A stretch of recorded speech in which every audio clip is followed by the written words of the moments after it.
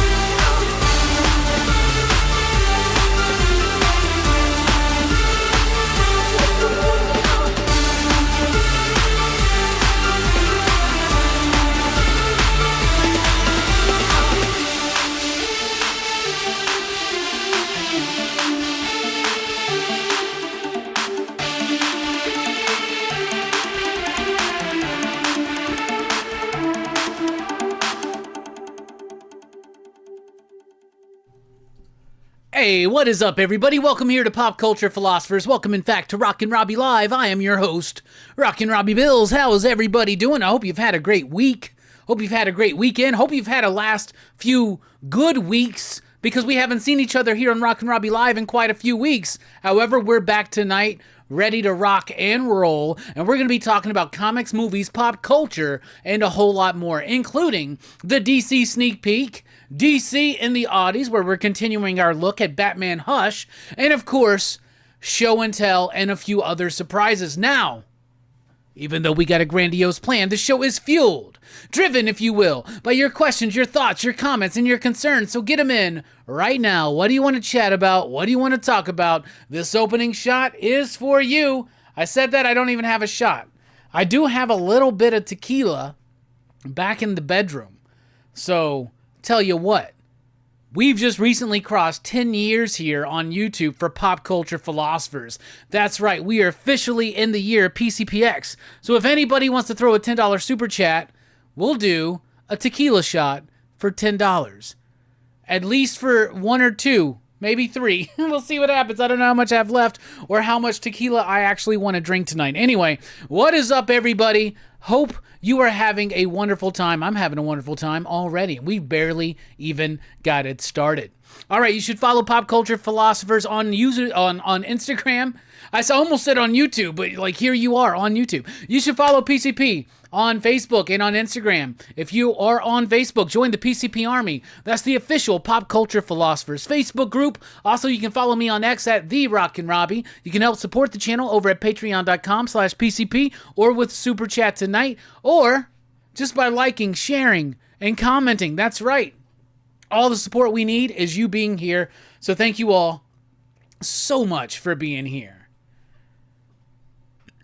Coming up here on the channel, we got PCP movie night tomorrow night. That's right. We are in the midst of Action Fest 2025. It's already underway. It started over at One Collection Down, Fable's channel. On Tuesday, they talked about I Come in Peace. Tomorrow night at 8 p.m. Central Time, we're doing a double feature to kick off our portion of Action Fest 2025 with the Raid Redemption and the Raid 2. I've watched both of these films for the first time in the last few days, and I'm excited to share some of my thoughts. Fable, of course, will continue Action Fest over at One Collection Down on Tuesday evening with Wanted, based on the Mark Millar, J.G. Jones comic book. We now pause for station identification. What do you want to chat about?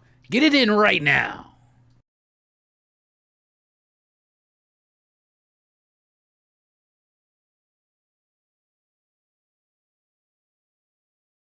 All right, good to see everybody here. Let's take a look at the chat. See who is all up in the building.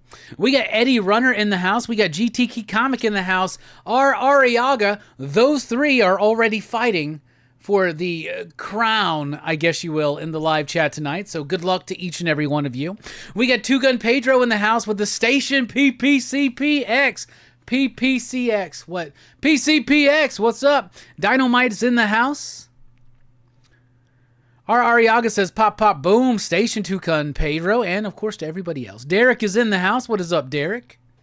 CTA Frank is in the house. Sherb is in the house. Evil Face Bad is here. Anthony is in the house. Pete is here saying, yo, station everybody. Hope you're all absolutely chilling like villains and having a fantastic weekend. Heck yeah. Dynamite says, hope everyone enjoyed their 4th of July and didn't blow off any fingers. That's right. 4th of July was on Friday. I had a great 4th of July, actually. I spent the majority of the day at the pool. Did a little bit of drinking, did a little bit of smoking, did a little bit of chilling at the pool, chilling in the pool, a little bit of Taco Bell. That's right, had a Mexican pizza. Hadn't had a Mexican pizza in quite a while. So I had a lovely 4th of July. And then Saturday, had to go into work. And then after work, just went and chilled some more with my lady. So it's been a great weekend so far, I should say. Hope everybody had a good 4th.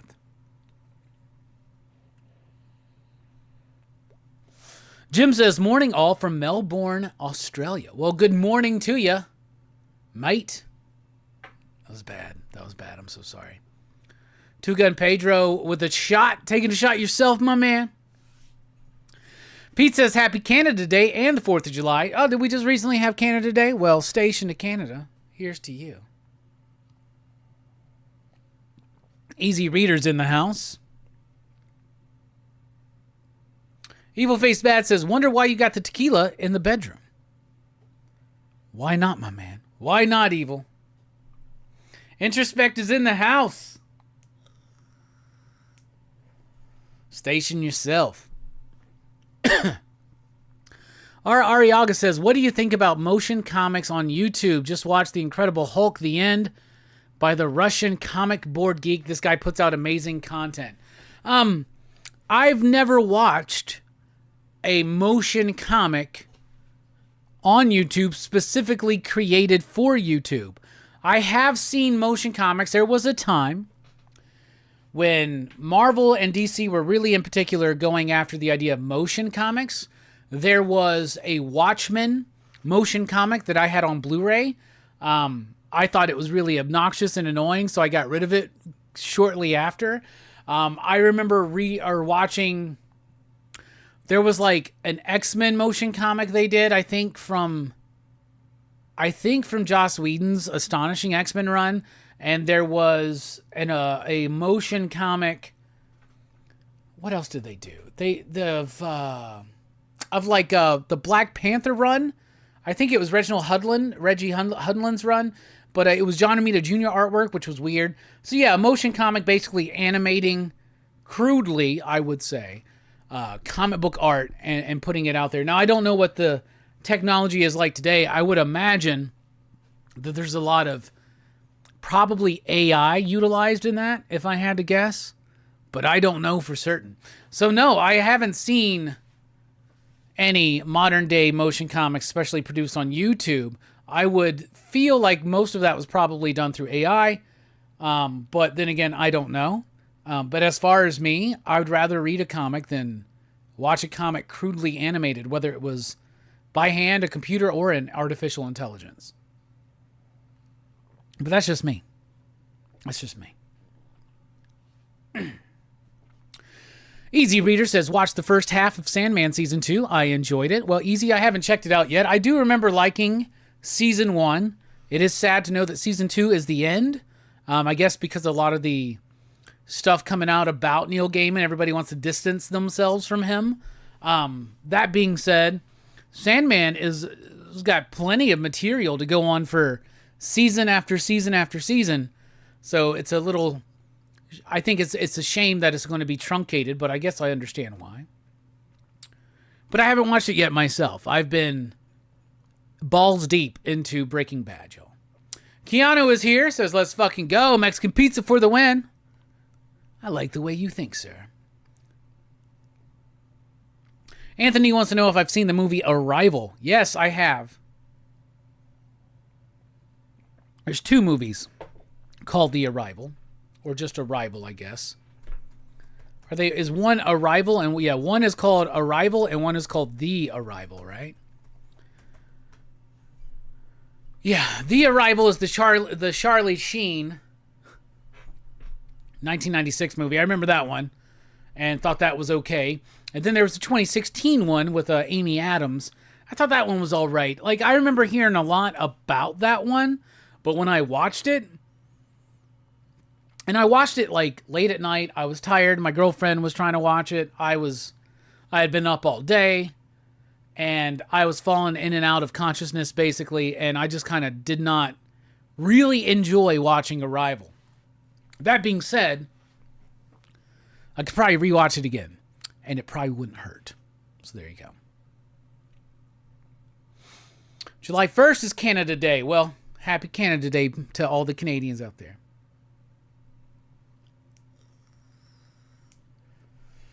Eternal Glory is in the house saying, hello, bro. Just cut 10 books from my pull list today. Good books, just overwhelmed. Started feeling like a chore to read. Well, if comics ever start feeling like a chore to read, yeah, cut down on the amount you're reading, or do what I do and just grin and fucking bear it because it's your job. But Eternal, if it's not your job, yeah, do some pulls, and pruning that pull list and the collection is an essential part of being a comic book reader and fan, I would say.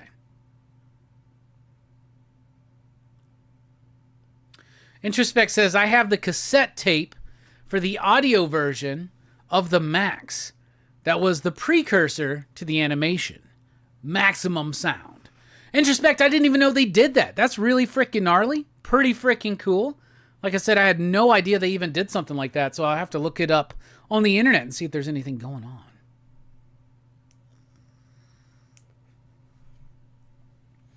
Our Ariaga says it's really just a panel by panel with voiceover and music. Oh, interesting. So it's kind of like an audio book, but with a comic book. Huh. Yeah, I've never checked out anything like that. Eternal says Superman premiere week, y'all. Yeah, Superman is out this week. Very, very excited. This is my most anticipated film of 2025 is Superman. And I'm very excited that it's finally upon us. Yo, Eric's here from 9 Panel Grid says, did someone say Breaking Bad? Yeah. Yep, I'm balls deep into Breaking Bad right now. Been having a blast with it. Matthew, what is up? Says they have a great Weapon X motion comic. All right. Is that the Barry Windsor Smith stuff? Is that what we're talking about? I'm not talking shit about anybody that likes motion comics, but like, why not just read the comic? Like, why not just have the comic and that beautiful artwork in front of you? I don't know. Just me.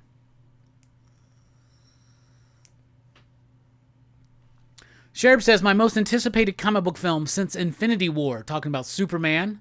Yeah, very, very excited for this film as well. Pete says, just bought me and the boys tickets for Soups. Hell yeah. Anthony says, have you seen Sinners or The Prestige? And yeah, rewatch Arrival one day. It's high concept sci-fi, blew me away. Well, I know what it is.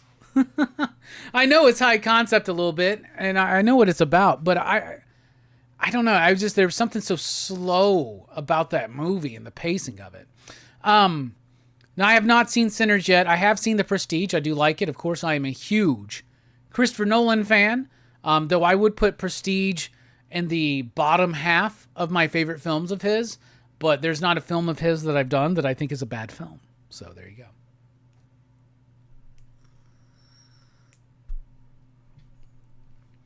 Matthew says, are you seeing Superman opening weekend? Yes, I'm going to watch Superman probably Thursday night, if I had to guess.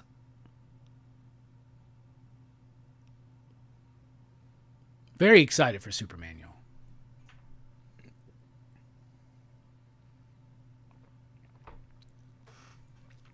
Introspect says, it may sound dumb, but I think audio comic books have a place. People can catch up while driving with issues if they fall behind. Yeah, that makes sense, Introspect. And then you can just go to Comic Storian's page and watch some of his backlog of videos. You go to Comics Explained. You could just listen to things like that, if you want to. Part of my experience of comics is the art. Comics, of course, is a form of storytelling, but it's a visual form of storytelling. So to me, and to each their own, but to me, the visual component is key to comics. But that's just me.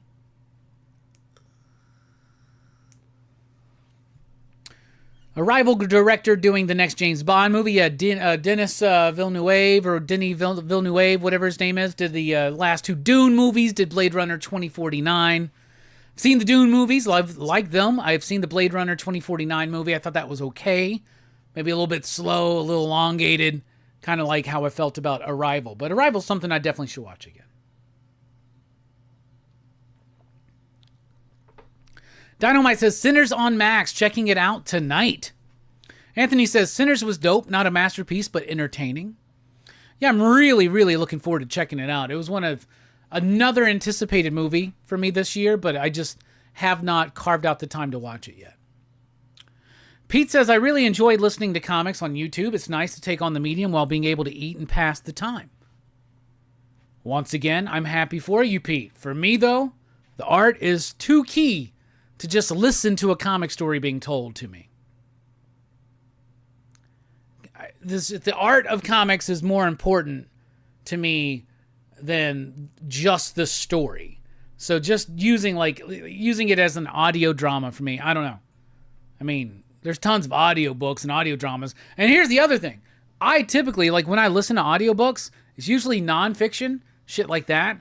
I don't like listening to fiction. I like the visual component of it. Unless I'm reading a novel or something, obviously. Eternal Glory said Sinners was trash. Apparently not a fan. I'm really looking forward to checking it out. James in the house says, motion comics are great for accessibility for people with autism, dyslexia, or eyesight that have problems reading. That makes a lot of sense. I, personally, have no problems with those. So that's why I said, for me personally, I prefer making sure I have the video, or the visual component, I should say. But yeah, I'm not saying that they don't have their place. Have you read Batman Odyssey? Yes, I've read Batman Odyssey, the Neil Adams book. I love Neil Adams' artwork, but that was a story that I was really, really super not into. So don't really remember too much about it. I just remember not really enjoying the story very much. And we got a super chat from Pete. Says, it's been a minute, dude. Thanks for all you do. And the art is still visible on YouTube. Yeah, but people were talking about driving and not paying attention. You can't pay attention to the art if you're driving. But I get what you're saying, Pete. Thank you so much for the super chats.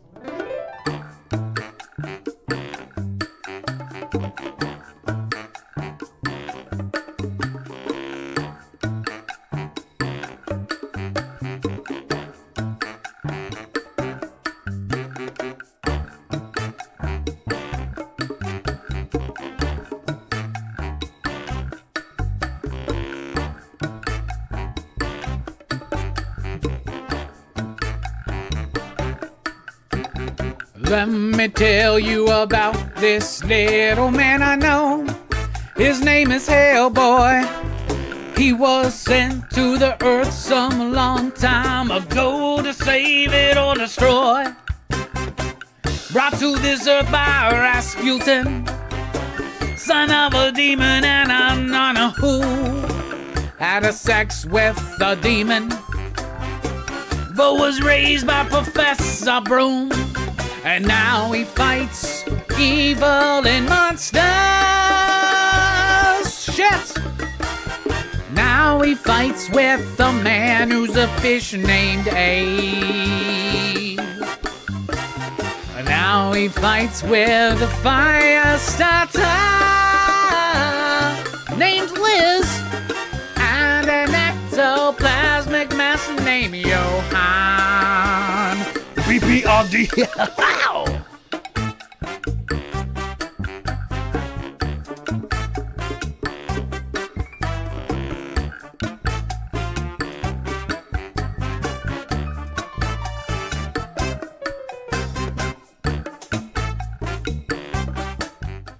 All right, let's take a look back at the chat. Once again, Pete, thank you so much for the super chat. It really does help us out here. We appreciate it. By the way, for every $10 super chat, for now, we'll be doing a 10th anniversary shot of tequila.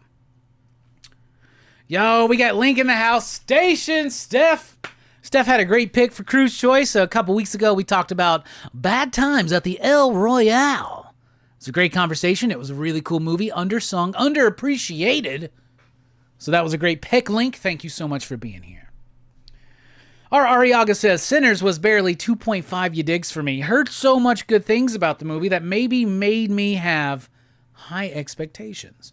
Well, that's always a problem sometimes when a movie gets hyped up and you decide you want to watch it and it does, you set that bar very, very high.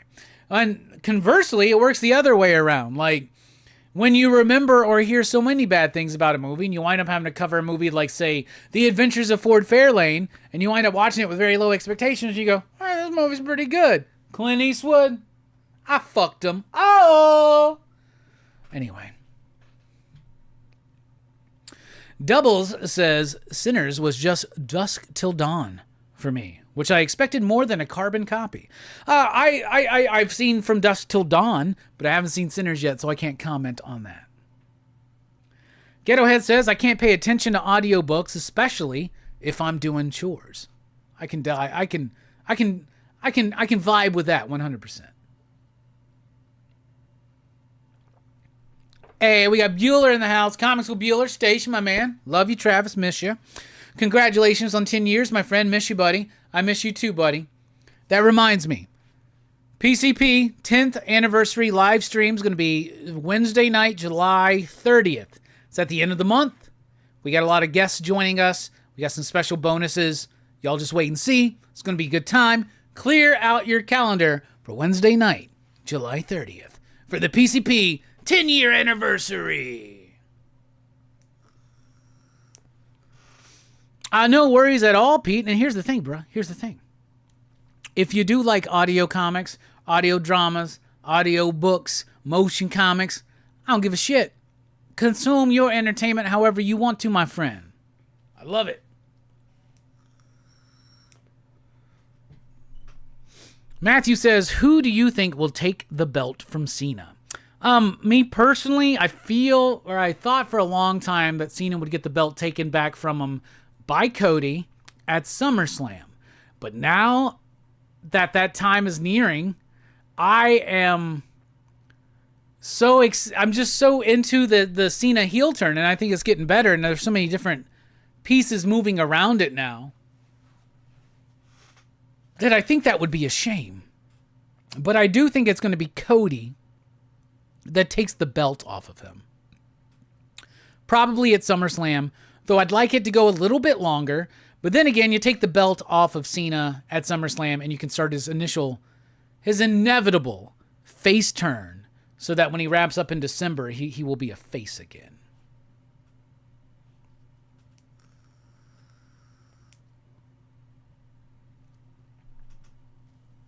Anthony says, I heard Sinners was Marvel's scrapped Blade movie, so I think that enhances it. Interesting. Haven't heard that before. Link says, I enjoyed Sinners. The Reckoning is in the house as well. Link says, I also love The Faculty and From Dusk Till Dawn. There's nothing wrong with that. Dynamite says, I had an argument with my brother about Silver Surfer. He claimed that he's just a D-list character, which I strongly disagreed. I wouldn't say he's A-list, but I consider him a B-lister. Do you agree?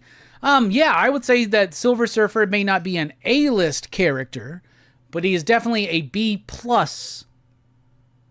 tier character. I mean, Silver Surfer is a very powerful, very important character and a known character. And yeah, not quite A-list. He's not Hulk, Spider-Man, or Wolverine, or Captain America, or Iron Man, or Thor. But he is, I would say, high B-list. Shit, I'd put him over characters like Scarlet Witch and Vision, for instance. What comics are you looking forward to the most this upcoming week? Well, let me take a look at the list. What am I most looking forward to? Transformers, as usual. I've already read it, and I really enjoyed it, so I guess I'm no longer looking forward to that one. Batman Dark Patterns, I've read that. We'll be talking about that on the DC Sneak Peek. What else am I looking forward to here? Conan the Barbarian, issue number 22, which I've already read as well. Very excited. That was good. Beneath the Trees Where Nobody Sees, Rites of Spring. I have not read that one yet, so I'm excited to read that. Let's see, what else? Most looked forward to books. Planet Death, number 1, I'm excited to check out. I really enjoyed the 0 issue. Looking forward to checking out the final issue of Uncanny Valley, see how Tony wraps all that up. It's a new Savage Dragon, always looking forward to that. The Unchosen, it's a new one by David Marquez, and I've read that one, and I did really enjoy that one, so I would recommend that.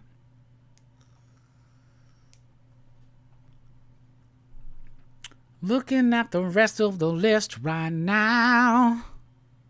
Yeah, looks like those are the ones I'm looking forward to the most, I would say. Looks like not a super strong week of comics, but not as bad as last week, I'll tell you that. Yo, we got Eternal Glory with the $5 super chat. Boom, thank you so much for checking out the video, and of course for super chatting us. Eternal says, I've seen a lot of people with negative views of Tom King. I've read a few issues of his. I don't like the constant need to narrate. Is that why? Maybe that might be part of why some people don't like him. The verbosity of Tom King can, I think, hinder the flow of his books sometimes.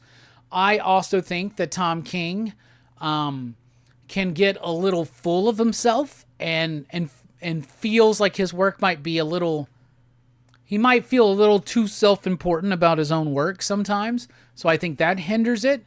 I also feel like another thing that I don't really like about Tom King is some of the inconsistencies in his work. He'll have really solid pages and really bad pages, or he'll have really solid issues and really bad issues, or really solid arcs and really bad arcs, and it kind of goes ups and downs sometimes. But at the same time, I think that he has enormous respect for the comic book page, and he tries to craft each comic book page to be a piece of story and storytelling in and of itself.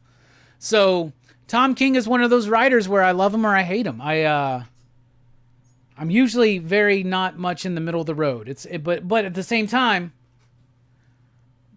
if you ask me, Robbie, are you a fan of Tom King? I'd say I'm a fan of Tom King. He's done books that I think were absolutely amazing. Mr. Miracle, The Vision, The Omega Men.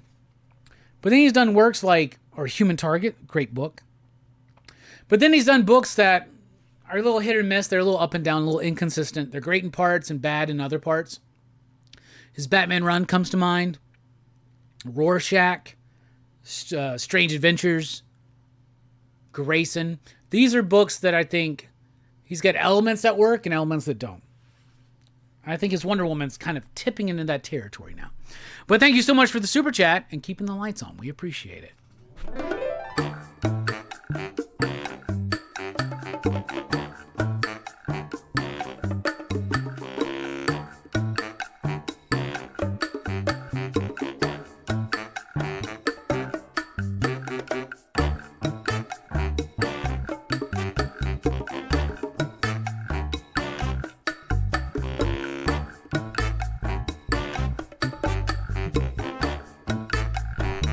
Yo, let's do this. Let me tell you about this little man I know. His name is Hellboy. He was sent to the earth some long time ago to save it or destroy. brought to this earth by Rasputin, son of a demon and a nun who had a sex with the demon, but was raised by Professor Broom, and now he fights evil and monsters. Shit! Now he fights with a man who's a fish named Abe. Now he fights with a fire starter named Liz, and an ectoplasmic mess named Johann. Repeat all D.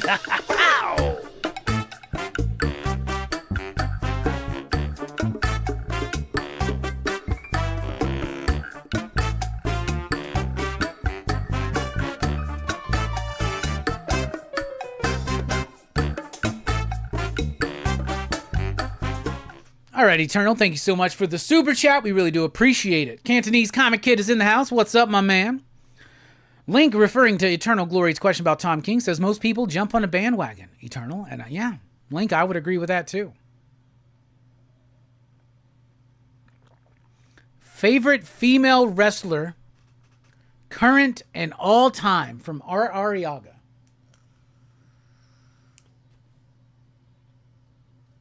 Okay.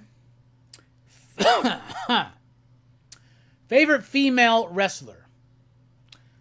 I'm quite the fan of Liv Morgan. I am quite the fan of Rhea Ripley.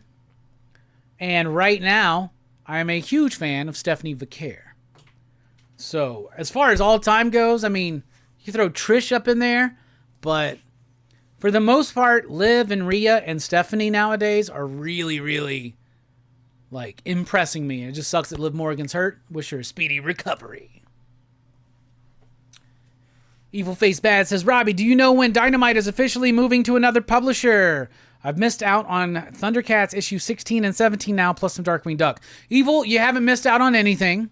Nothing has released. So you're good. You haven't missed out on anything. And Dynamite is a publisher. So they're not moving to another publisher, but they are moving to another distributor. This has got announced a few weeks ago. They have signed with Lunar. They've already had their first 3 FOCs with Lunar. And the first Dynamite books released from Lunar are going to be in shops this week, including Thundercats number 16. So there you go. Talking about Silver Surfer being a B-list character, Eternal says, what tier is the female Silver Surfer? I don't know. I have to watch the movie first. I can't judge something until I know. Dynamite says, Planet Death is my most anticipated for the week. James says, Dynamite is now being distributed by Lunar. And yes, he's right. And that does officially start this week. Dynamite will have books in shops. R. Ariaga says, my favorite female wrestlers are Rhea Ripley, current, and Trish Stratus of all time. Yeah, Trish is great. Rhea's great. I love Stephanie. Chelsea Green is another one I really like. Not necessarily through her WWE work, though she's pretty good there too. But my homies, Jelani, shared this video with me a while ago. I think it was during the weekend we watched Money in the Bank, but it was the Penta and Chelsea Green Lucha Underground match. Fucking blew me away.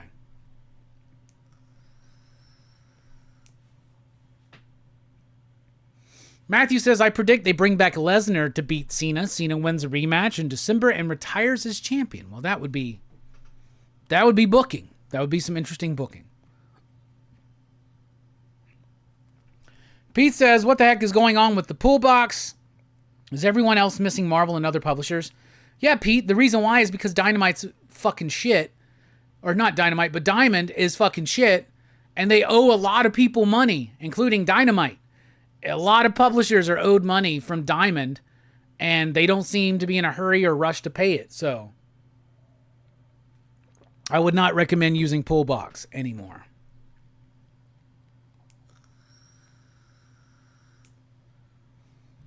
Nine Panel Grid says, man, last week felt like the worst week in new comics for a really long time. Eric, I feel your pain. I'm right there with you.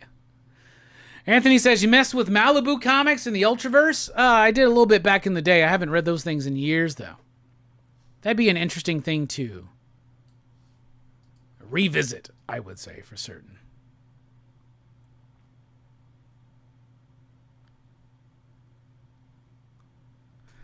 Link says, Prime was the coolest character from the Ultraverse. Y'all remember when they moved Juggernaut over there when Marvel, eventually got a hold of the Ultraverse?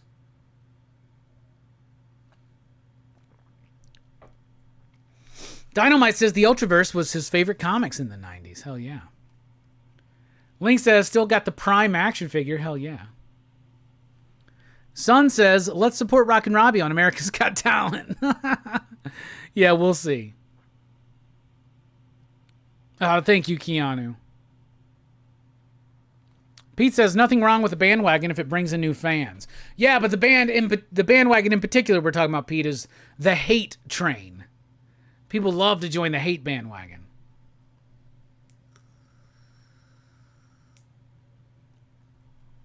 Hey, what's up, Billy Power Max? I haven't seen you in a minute.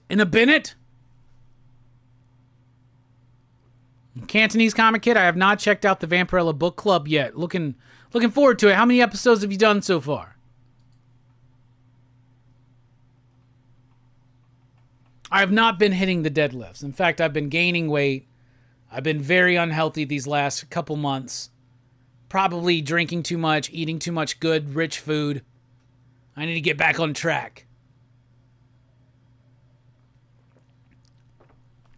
Part of getting ready for the 10th anniversary of PCP has been going through and just kind of sharing older videos and shit like that. And we may start doing some reaction videos here on Rockin' Robbie Live. Just 6 so far. Hell yeah, Cantonese.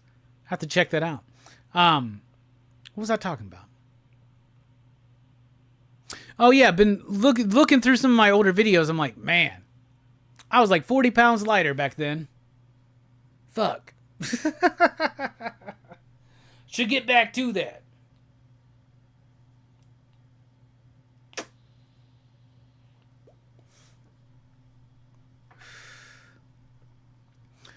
Anthony wants to know if I'm into Wishmaster or the Puppet Master movies. Horror movies, of course. Yeah. I have the Puppet Master box set, 10 films. I like Puppet Master to a point. It's not the greatest thing out there, but I do enjoy Puppet Master. And Wishmaster I really like. I like Wishmaster. We covered that on Dylan's Horror Show probably a couple years ago. But yeah, and I have that on Blu-ray as well. So yeah, not only am I into Wishmaster and Puppet Master, I own them on physical media. So there you go. Eddie Von B is here with a pop boom and a station. Nice to see you here, Eddie. How you doing?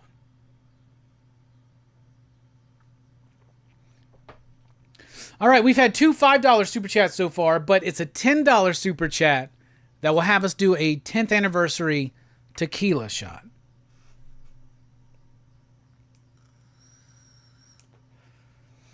Dynamite says, been really enjoying your reviews of Youngblood, especially since I'm following the deluxe series. Well, thank you so much, Dynamite. Those were all done as part of Image in the 90s here on Rockin' Robbie Live in 2022, 2023. Whenever the 30th anniversary of Image was that 2022? Yeah, 2022. And so I'm still now clipping out those bits from 2022. So we're a few years behind, so we still got plenty to clip out. But the Youngblood stuff should be wrapping up soon. We just released the Youngblood number 7, so that means we have 8, 9, and 10. So 3 more Youngblood videos to release. I might do the last 3 or the last 2 all in like day by day just to kind of get them through and then move on away from Youngblood into other things. But thank you, Dynamite. I really appreciate that. And I appreciate y'all watching them because,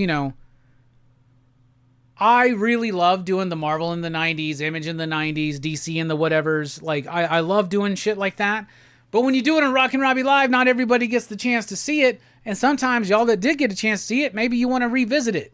It's hard to find out, well, what Rockin' Robbie Live was it that Robbie talks about Youngblood number 7, right? So that's why I'm clipping them out for you guys.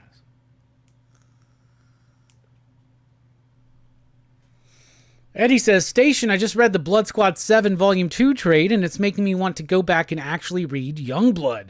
Yeah, Joe Casey's got a good handle on it. He's talked about this on the channel before. But Joe Casey was the scripter on the Youngblood Deluxe, right? Where he basically re-scripted those initial 5 issues and made them feel a little bit more cohesive, a little bit more coherent, a little bit more put together. And Blood Squad 7 is him kind of continuing the story of Youngblood, even though he wasn't allowed to use those Youngblood characters. And at the time, Rob Liefeld wasn't allowed to use them, wasn't doing anything with them. Of course, that deal's been worked out for Rob. So Rob's been doing Youngblood work recently. He's released a new issue this year. I think in fall's when it's going to hit the mass market. But what Joe Casey's doing in Blood Squad 7 with the concept of Youngblood is the same thing that he did to the concept of Wildcats when he did Wildcats 2, Volume 2, as well as 3.0. And it was to basically evolve and mature the concept into something really exciting. So, I'm all about Blood Squad 7. New issue is out this week. Anthony says, 90s comics or early 2000s, it gives me insane nostalgia. Me too, 80s and 90s. I love the nostalgia of 80s and 90s comics for me. Do I like Deathblow or Gin 13? I never really super got into either of those properties, but Gin 13 is something I want to cover for Image in the 90s coming up soon. I have some of the original issues, and of course I have the first trade paperback they did back in the day. So I think we could do some Gin 13. Pitt I was super into because I was a huge Del Keown fan, and Pitt blew my ass away. I remember being a kid every week going to the shop. Hey, new issue of Pitt out yet? No, kid. You won't see that one probably for a year or two.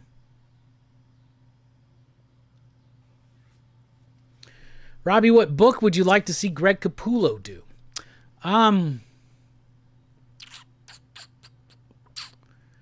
What book would I like to see Greg Capullo do? Well, we've already seen him do Batman. We've seen him do X-Men stuff. We've seen him do Wolverine. We've seen him do Spawn. We've seen him do Creator-owned. Well, something right now, though, that I think he would be good. Well, obviously, he's more of a Marvel guy now. He's over at Marvel again. But do I have to limit my pick to what's more reasonable, like something that might happen? No. I would like to see Greg Capullo do a Spectre series. That's what I would like to see. I'd like to see him and Scott Snyder do a Spectre series. Yeah, Link, Authority is brutal. I love the Authority. Eddie says, also reading the Authority DC Compact that just came out based on your recommendation. Never read it. Yeah, Warren Ellis's Authority is better. As that's some really dope shit. Mark Miller did a run that was okay. The first story is really good, and then it just kind of falls out. But really solid. Those 12 issues by Brian Hitch and Warren Ellis are fucking stellar. Dynamite says, Liefeld has a YouTube channel. It's pretty interesting. Yeah, it's basically a continuation and extension of his podcast, Robservations. I am a fan of Robservations, and I have also been watching his YouTube channel. So I'm a fan of it. I was watching some of it today, actually. Anthony says, just finished Stormwatch and The Authority yesterday. Yeah, Stormwatch and The Authority is great. So that's the other thing. Who was it that was reading The Authority for the first time? Eddie, just so you know, there is a compendium of Warren Ellis's Stormwatch run, and I would recommend picking that up as well, because that is what led into his Authority. So it's a great prequel and setup for The Authority is his Stormwatch run. We're about to take a break. On the break, I'll go grab it and show it off to you.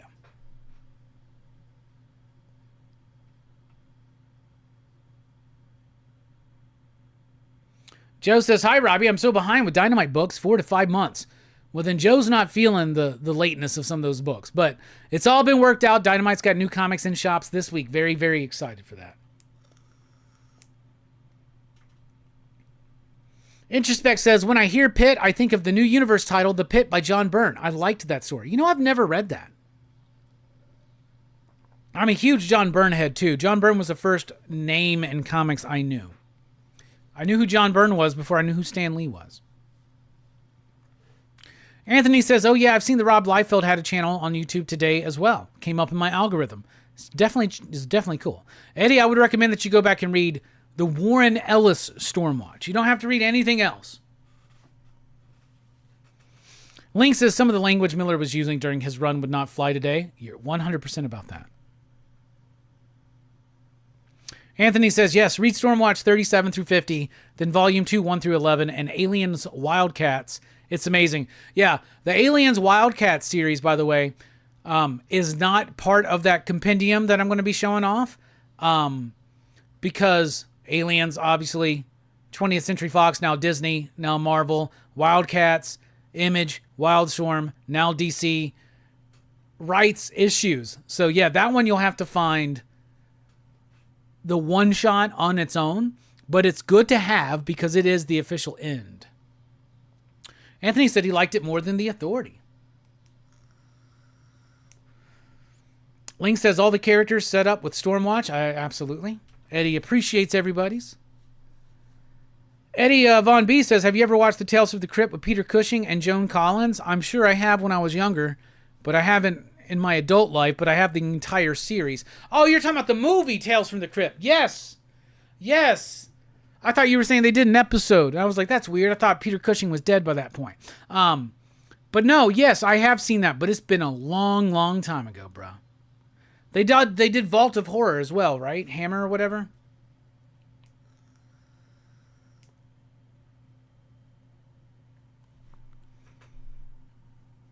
Where did those Wildcats X-Men crossovers issues take place? Well, the Wildcats X-Men issues, didn't they do like a Golden Age, Silver Age, kind of Dark Age, Modern Age kind of thing or something with that? Yeah.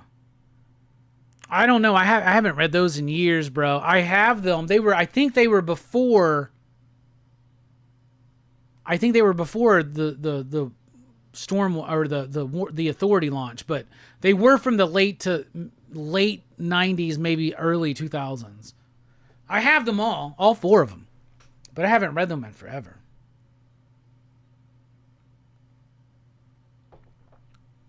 Bordello Blood's cool, but Demon Knight's way better.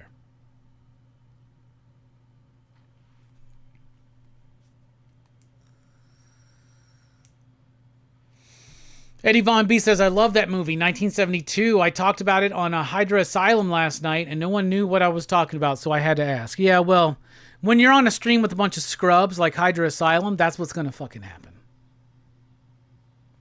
See, we like TLC over here, man. We got no scrubs. Till Jelani shows up. Was I into the Darkness or the Witchblade or Tomb Raider comics? Yes, Anthony, all 3. All 3. I was into Witchblade.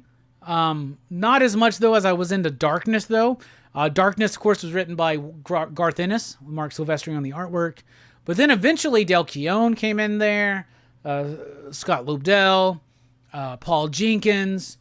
There was some good art in the Darkness, and I liked the Darkness comics. And yeah, at the very beginning, when Dan Jurgens was writing it, and I think Andy Parks may have been doing the art. I could be wrong on that. I was into the Tomb Raider books, and I've thought about going through and trying to find some of those up, find some and buy them up, but some of them have gotten rather expensive because of Adam Hughes covers and shit like that, so, yeah.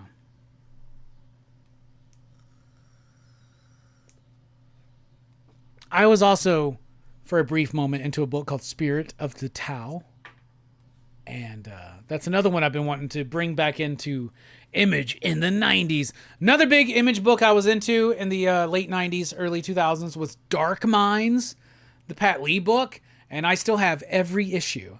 So that's another one I've been wanting to revisit sometime soon.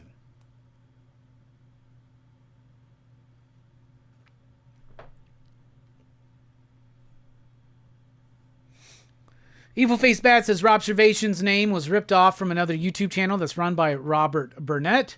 It has over 1,000 episodes and going. Rob Burnett talks about movies and sci-fi stuff. Yeah, I'm very familiar with Robert Burnett.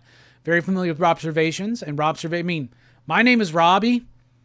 So yeah, Robservation sounds like a good name. But yeah, like that was the name of Rob Liefeld's podcast too. The difference is his show is called Robservations with Rob Liefeld. But I like both of those shows. Only one Pop Culture Philosophers, though. Only ever going to be one. What's up, Alex? How you doing? You're never late. You're always right on time. Dynamite says it seems like the new Space Ghost might release before the annual, according to my pull list. Hope not, since the annual was supposed to be the conclusion of the first volume. Dynamite, have no fear. The annual is going to release before the new Space Ghost #1. A lot of places are still reflecting the old release dates. Diamond still likes to act like they're not holding publishers' books hostage in the warehouse and threatening to sell them, even though they've not paid for those books, nor do they own them. They're only there purely on a consignment basis. So, that said, the Dynamite stuff, have no fear. I can assure you, they will release in the right order, and it starts this Wednesday. Alex says, Darkness was great under Ennis, then I kind of fell out. That's understandable. Everybody falls out of those books. Eddie Von B says, thank you for renewing my faith in the younger generation for an appreciation for classic horror. Well, Eddie, you just got to hang out with more stellar dudes like me and less scrubs like fucking Jay and whoever that Sean guy is. Link says The Darkness has some great games, actually. First one in particular. I've heard that, but I've never played those games. Eddie says, my pool says Space Ghost Volume 2 trade comes out this week. Eddie, I assure you, it does not. Those are still old release dates published from Diamond. They're not true release dates anymore. Alex, I'm right there with you. Thank God they took the last one at least, right?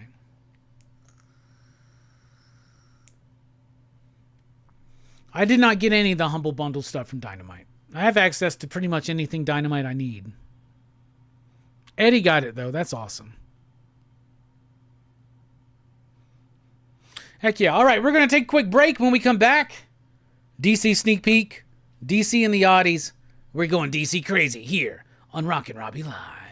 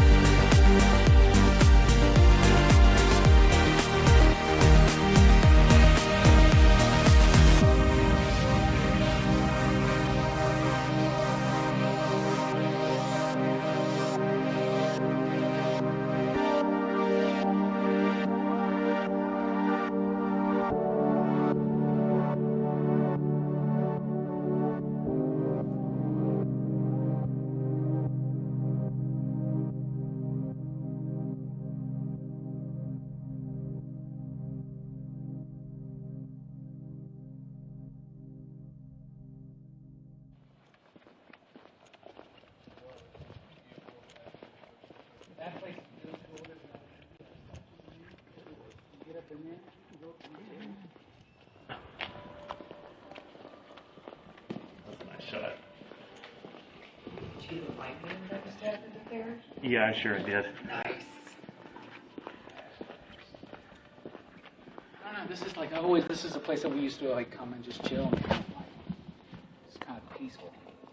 Churches are kind of peaceful to me, man. Like there's a lot of like energy put in places like this, right? Like for real, like what we were talking about with Dead Children's Playground. Like, what does belief do to a location? This is one of the oldest churches in this town. Oh, would there be a way to get the bell ringing? It's a beautiful place.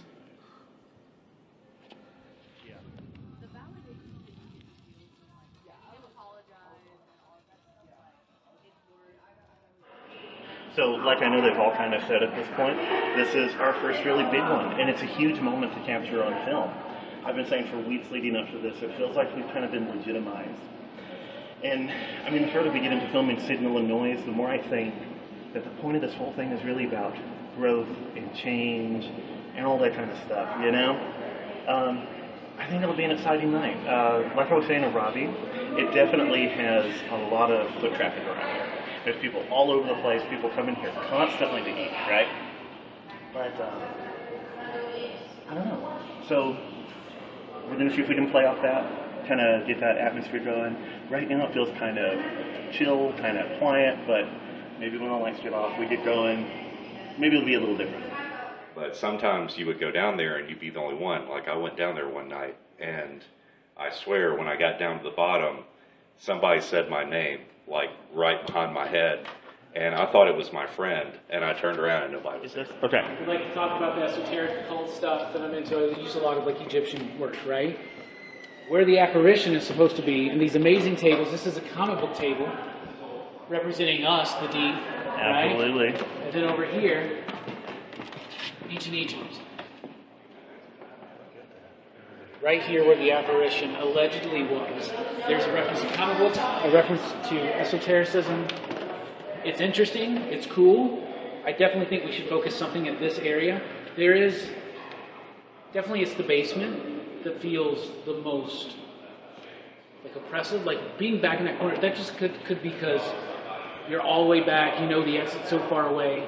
There was the CO2 warning and all that stuff, but it just felt stale and stagnant and just like, I don't know. And then that mirror was interesting, but being up here is different. The whole vibe is different downstairs. But I just thought that was too much of a coincidence. Synchronicity is something we should pay attention to in all of these situations. 100%. See if you can get it to go all the way to red for us. There you go. It felt kind of transcendental almost for a second. Like I felt like I was just kind of up in the air, like I wouldn't really see it anymore. I just got more and more disoriented as it went on. All right, you ready? Yeah. Yeah. I think you definitely won over our host as well. Have you ever known of us? Have you ever known of us? The of us was very, very clear. The people working here have. We are, I am. There are four And of us, us here that are know we? you. Legend? We're going to be wrapping it up here in a second. I'll see you guys later. It's been a nice night.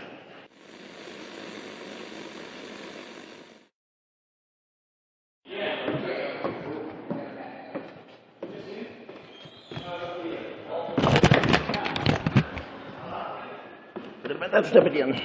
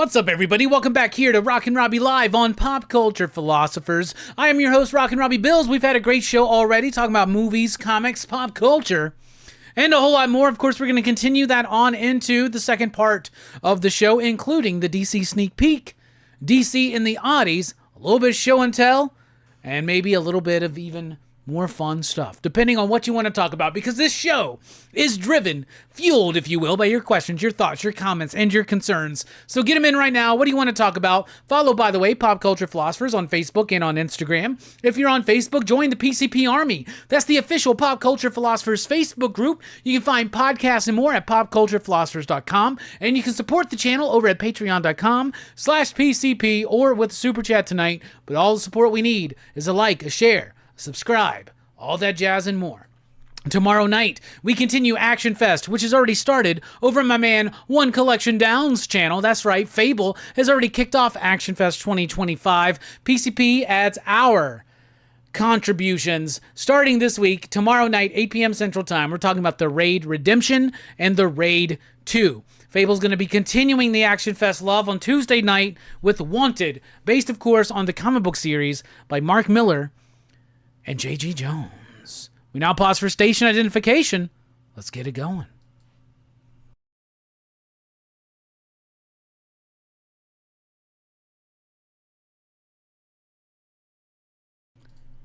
All right, we are doing $10 tequila shots tonight in honor of PCP's 10th anniversary.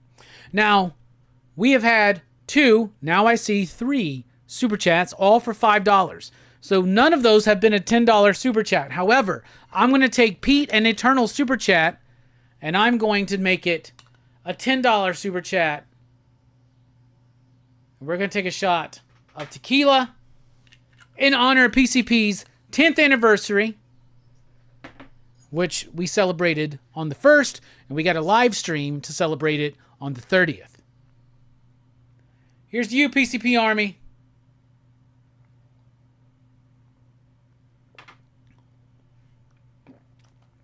Ugh. Ugh. Ugh. Ugh. Okay. That one hit me rougher than I thought it would. I'm kind of drinking a lot already this weekend, so I was trying to take it easy tonight. And that just tastes... Ugh. Whew! Alright, let's fucking do it, y'all. Ugh. All right, we got super chat from Dynamite. Says you're a fountain of pop culture knowledge. Appreciate all you do. Well, I appreciate you as well, boo. So this one's for you.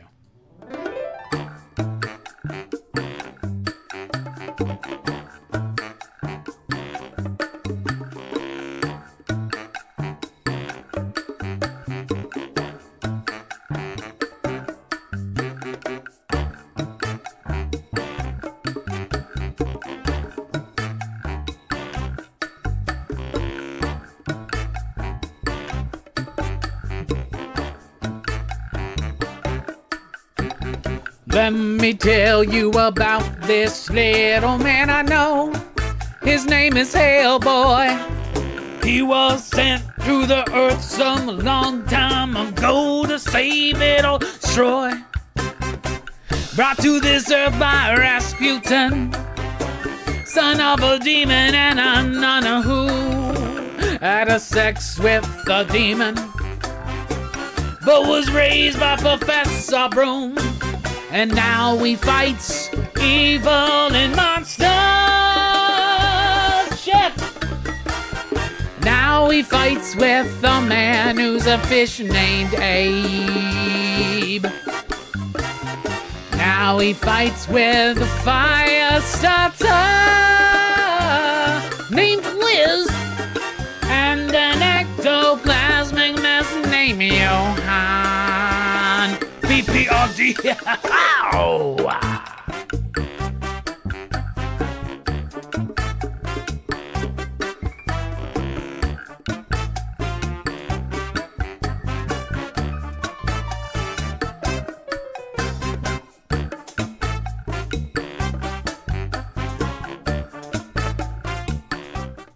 All right, everybody. Welcome back into the chat. Thank you so much. Dynamite for the super chat. We really do appreciate it, everybody. Helps keep the lights on, paying the bills, all that kind of stuff. All right, let's take a look at the chat again. Excuse me. Hold on.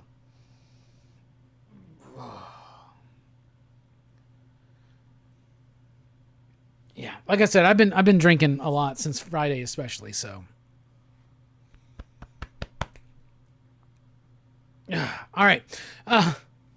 Before we went on break, we were talking about The Authority by Warren Ellis, and we were talking about Stormwatch. This is the Stormwatch compendium that you can get. This is the way that you can buy it now, but I would still recommend that you get the Wildcats Aliens crossover and read it in the appropriate place, which is at the tail end of this. But this is all of the Warren Ellis lead up through Stormwatch into The Authority. And you got Brian Hitch, you've got Tom Rainey, got the first appearances of Jenny Sparks, Midnighter, Apollo.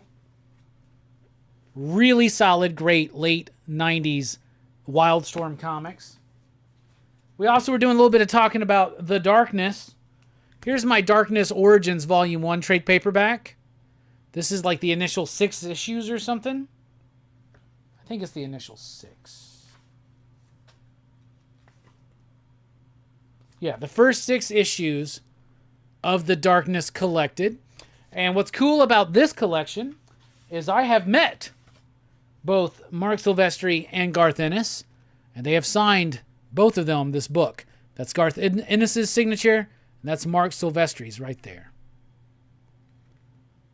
Thought that was pretty freaking cool, so I just wanted to show that off.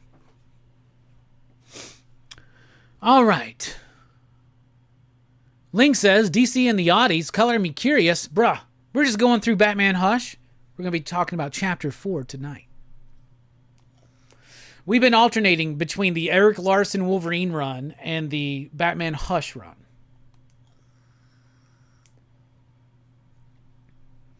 Dynamite says, careful digging up the past. All you get is dirty. It's true. Eddie says, I'm excited to watch these videos, Robbie. I believe you're talking about the Signal and Noise, which is the paranormal show that I've been a part of. We've been working on it for over a year now. It was about a year ago. It was a year ago exactly tomorrow when we had a very profound experience, basically using intention and conjured a UFO appearance, basically.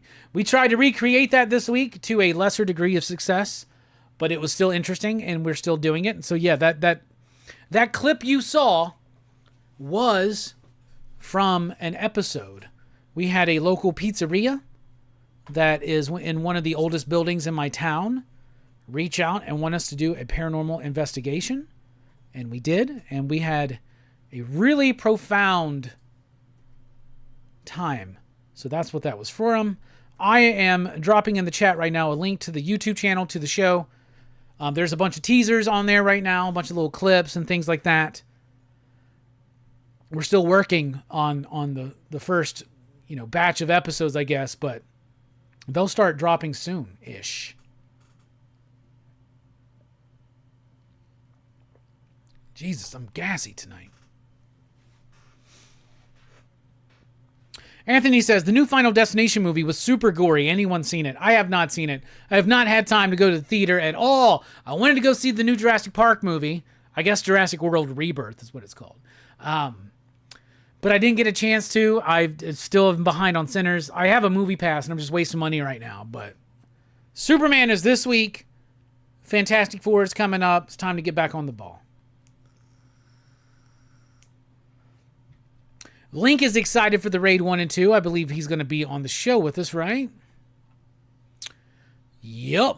Steph's going to be there. Stu's going to be there. Mike, the Voice Matthews, and Brooks and Jelani. That's going to be the panel for tomorrow night. Anthony says, I was only 2 years old when Tupac died. I was in high school.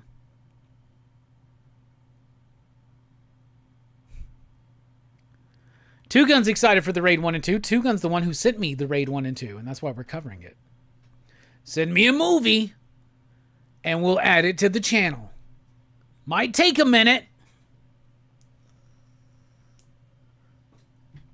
Dynamite says, I watched the first one, still got to watch Redemption. The first one is Redemption. The second one had another subtitle in another market, but it is weird because here in the States, we call the raid Redemption, and we call the raid 2 Raid 2.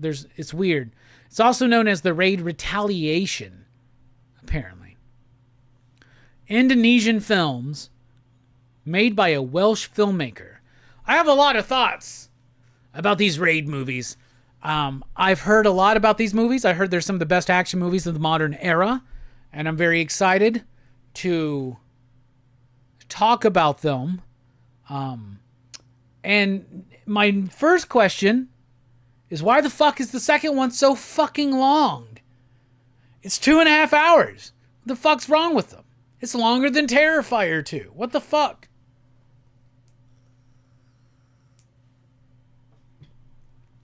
James says that looked smooth. Yeah, that tequila shot? No, it was not. And if we have $5 more in super chats, I have to take another one.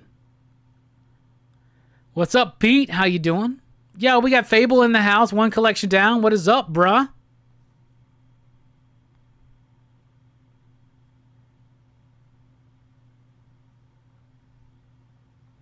Taki is in the house. What's up, my man? Dr. Doom's fan club is in the house. Matthew says, Hush is peak Jim Lee. That is the question I asked a while ago. What is the peak Jim Lee, y'all? A lot of us were saying his X-Men run. Some people were saying Hush. Some people were saying Wildcats. Some people were saying All-Star Batman and Robin.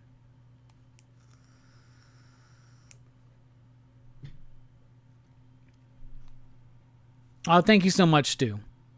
He says, evening, Robbie, evening, gang. Fucking 10 years, bro. Let's go. Congrats on a decade. Thank you so much.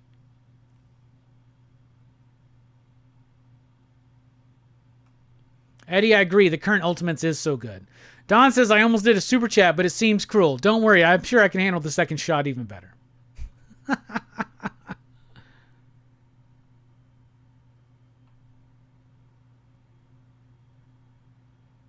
Hell yeah. Good to see everybody here.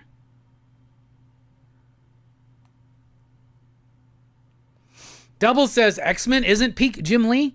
So for me, I think it's his X-Men run pre-Wildcats. Like the relaunch X-Men 1 through, I would say in particular 1 through 5, I think his peak Jim Lee, Scott Williams. But I have been appreciating his work on Batman Hush. But I still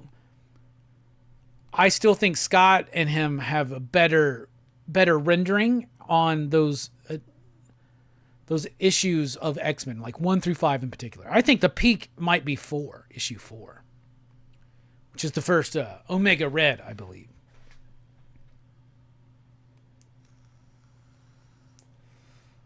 Those first 7 in particular, I think, are pretty good. And then I think at that point is when he was already kind of on his way out. Anthony says he's never seen Jurassic Park. Bro, you got to watch Jurassic Park. The first one's a classic. A damn classic. Tom says, Robbie, did you enjoy the X-Men Krakoa era? The omnibus comes out in September. I'm on the fence. Tom, I loved the start and the idea and the promise of the Krakoan era. Hickman did a great job starting it. They wanted to continue it longer. Hickman left. The book suffered. And overall, it became an insufferable era of X-Men history for me. Link says, wanted to see the new Jurassic Park, had to go see Ilio instead. What's Ilio? Eddie's got his Soups and Fantastic Four tickets. CNSS84 is in the house. What is up?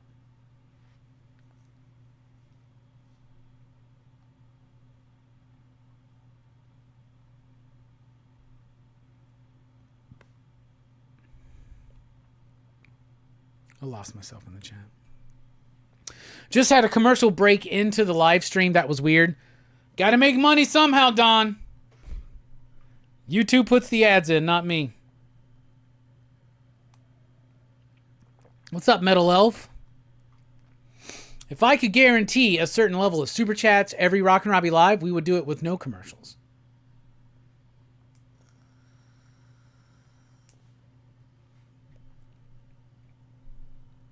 But we're far from that these days. Link says the second one definitely gets a little convoluted, talking about the raid. Yeah. Maybe. I have thoughts. Talking about peak Jim Lee, Link says, X-Men for me. I did appreciate his All-Star Batman and Robin, though. Ouroboros Snake is in the house. What's up? 62 Lefty Blues is here. Says, Raid is kind of like Max Payne, where you fight your way through every level in the building. Yeah, and so there's an issue of Warren Ellis and Declan Shalvey's Moon Knight, for instance, that everybody was telling me was very Raid-inspired. I think Warren Ellis even mentioned it was Raid-inspired. And having watched the Raid, 100%. The second Raid, way different film. Way different. Edson is here, says, congrats on 10 years, Rob. I've only been watching for a year, but thanks to you, I feel like a part of the community.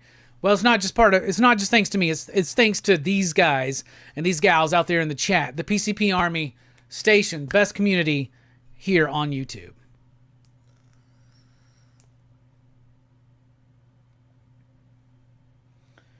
William says, Robbie, is it true that the latest Ghost Spider retconned Amazing Spider-Man 90? I wouldn't know, William. I don't read Ghost Spider, Spider-Gwen stuff. I tried to get into it, and I just can't.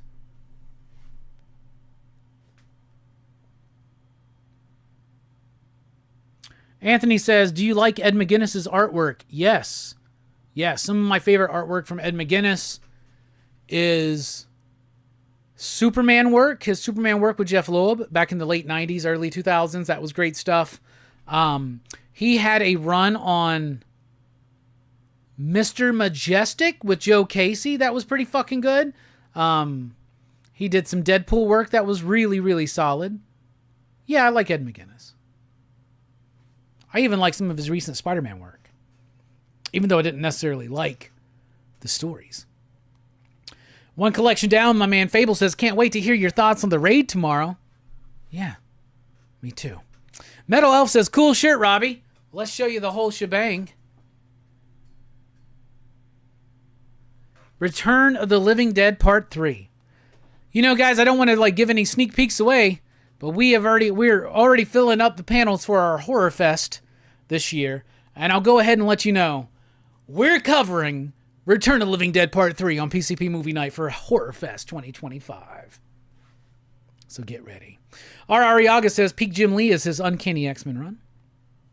Don says, I lost it. Don says, Hush was okay, but I feel like No Man's Land and Court of Owls was way more entertaining for me personally. X-Men was great, speaking of the Jim Lee stuff. All right. I would agree that No Man's Land and Court of Owls are better books for me. 100%. Though No Man's Land is a bit inconsistent because there's so many different creative teams working on that, but it was very cohesive, which I thought was rather brilliant. If you're not familiar with No Man's Land, there was, in 1998, there was a cataclysm event in the Batman books where there was an earthquake that destroyed most of Gotham City. The government decided to cut Gotham City off and, in an escape from New York type way, have it be its own thing, run by its own people, blah, blah, blah. And so you basically got Escape from Gotham for like a year. So all throughout 1999, Batman basically became a weekly book, and the stories would continue from Batman into Detective, into Legends of the Dark Knight, into Shadow of the Bat, into Batman Unlimited, into Batman Chronicles, all that shit. And it basically was a Batman weekly series by a bunch of different artists and writers. And eventually Greg Rucka came in, made his comic book debut, or mainstream DC comic book debut, and became the architect of not just the second half of No Man's Land, but then the post-No Man's Land Batman era, which I think is super solid. They call it New Gotham, the New Gotham era. And it also brought in creators, writers like Brian K. Vaughan and Ed Brubaker. And then eventually Ed Brubaker and Greg Rucka were the architects of Batman for years, and it was dope as fuck.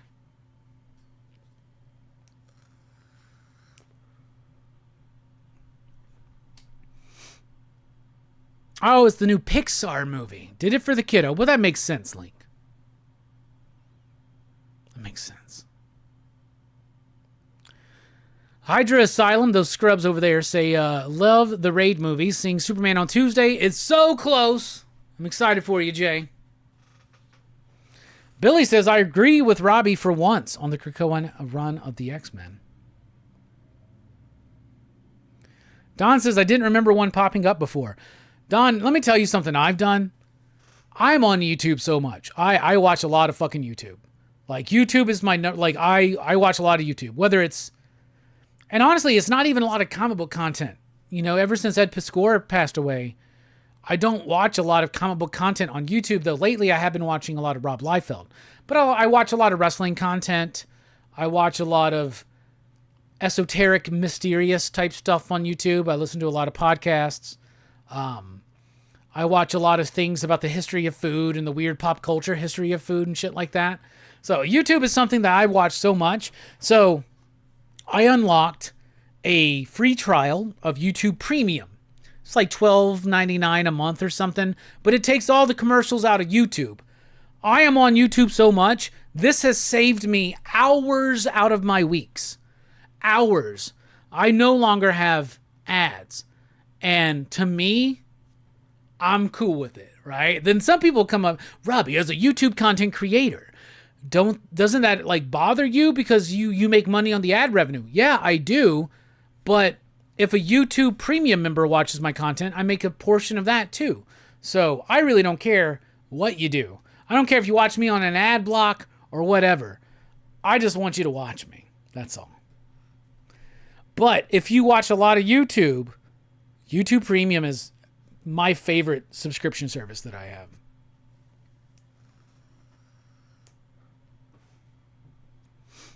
Anthony says, Hoxpox was amazing, but I didn't like the Al Ewing or Kieran Gillian stuff at all. But I'll reread it one day. I agree. We got Choco's 26 in the house. What's up, my man? Fable says, Hickman's X-Men run was also pretty decent to me. Yeah, his initial X-Men run was actually pretty good. But it was that initial launch that was filled with so much promise that was never really given to us. Oh, and Don with a $20 super chat. Fuck me.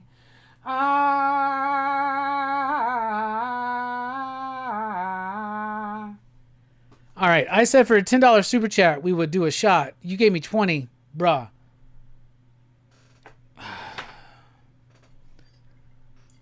So technically, I think I only have to do the one shot. That's what I think technically. But we'll see how I feel afterwards, because you may have earned yourself a second. Cheers.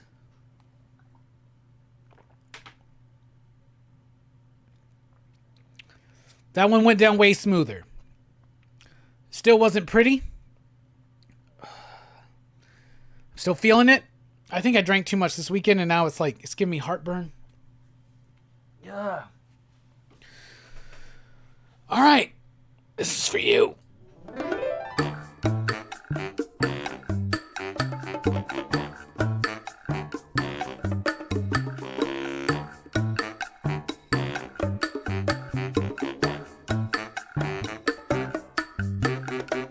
Ugh. Jesus. All right, let's do the Hellboy song. I'm gonna need y'all's help, though. So let's do this together. Let me tell you about this little man I know. His name is Hellboy. He was sent to the earth some long time ago to save it or destroy. Brought to this earth by Rasputin, son of a demon and a nun who had a sex with a demon, but was raised by Professor Broom. And now he fights evil and monsters. Shit! Now he fights with a man who's a fish named Abe. Now he fights with a fire starter named Liz. And Johan, VP of the...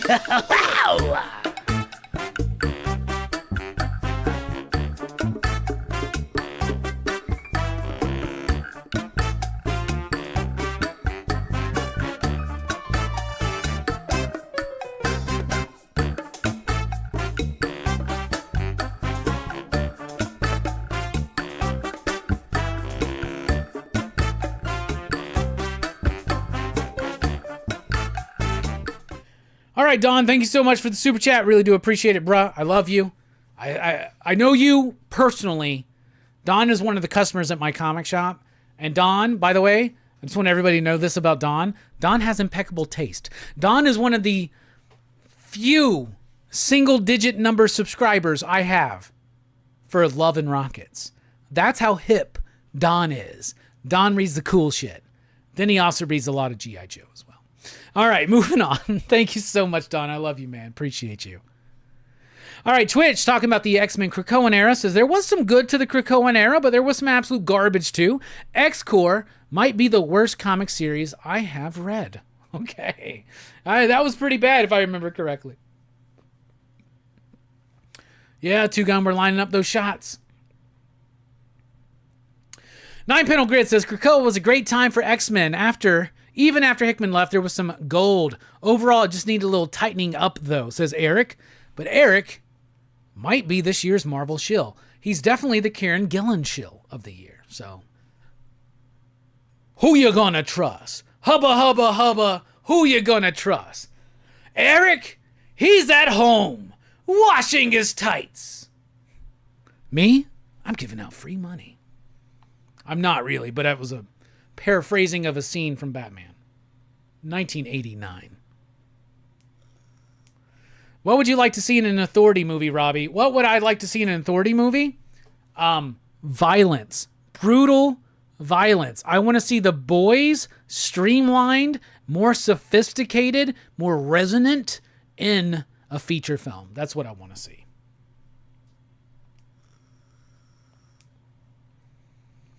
Oh, Teenie Howard wrote X-Corps. Ugh. I just tried so hard to be into Teenie Howard books, and I just couldn't get into them. Same thing with Al Ewing. I just don't like Al Ewing books. Drink some water, Robbie. For $1, I'll drink some water.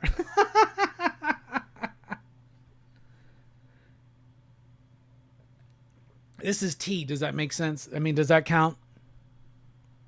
It's sweet tea because this is Alabama.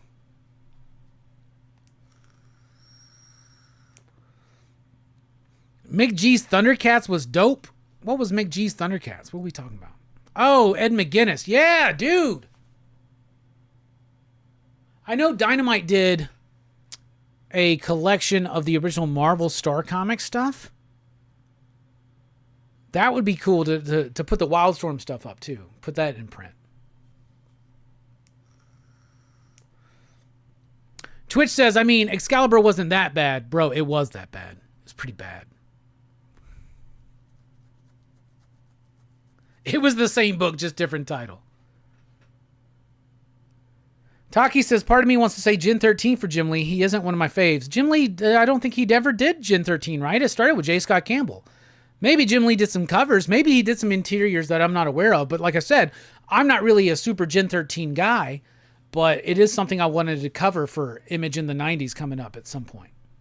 Pretty sure that was J. Scott Campbell at first. Then like Ale Garcia or something like that. Now, Gen 13, I think, was maybe co-created by Jim Lee.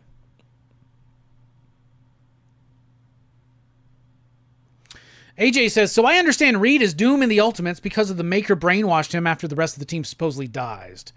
This happened in the Ultimates? It happened before the Ultimates, but not in anything that we've seen. So it's been revealed throughout the course of the Ultimates, yes. It's also kind of a throwback to the idea that even though there was an Ultimate Doom in the initial Ultimate Universe, Reed became a villain, and the story in which he became a villain was called Ultimate Doom, and he kind of became more diabolical than Doom did in the Ultimate Universe, and that's, of course, where we get the Maker from. So, there you go. Just had a glitch on my part here. Making sure we're still connected. But what I was saying was that Doom, Ultimate Doom, the book, Reed, in the original Ultimate books, became a bad guy in the book Ultimate Doom. That Reed is the maker. So it's kind of like a throwback to that as well.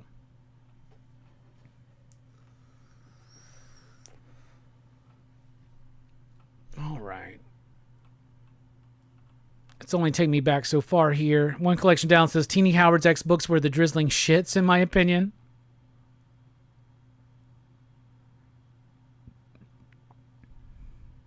Here we are. Link says the maker is the OG Ultimate Universe Reed Richards gone bad. That's true. Evil Face Bad says, I hope the original Pet Cemetery is on that Horror Fest list. It's not. Sorry, but it's not. Twitch says, I've been sleeping my entire weekend away. Literally have slept for 28 of the last 36 hours. Well, you probably deserve it and need it, Twitch. Pete wants a Breaking Bad update. All right, let me give you the Breaking Bad update. I think we owe Don another shot.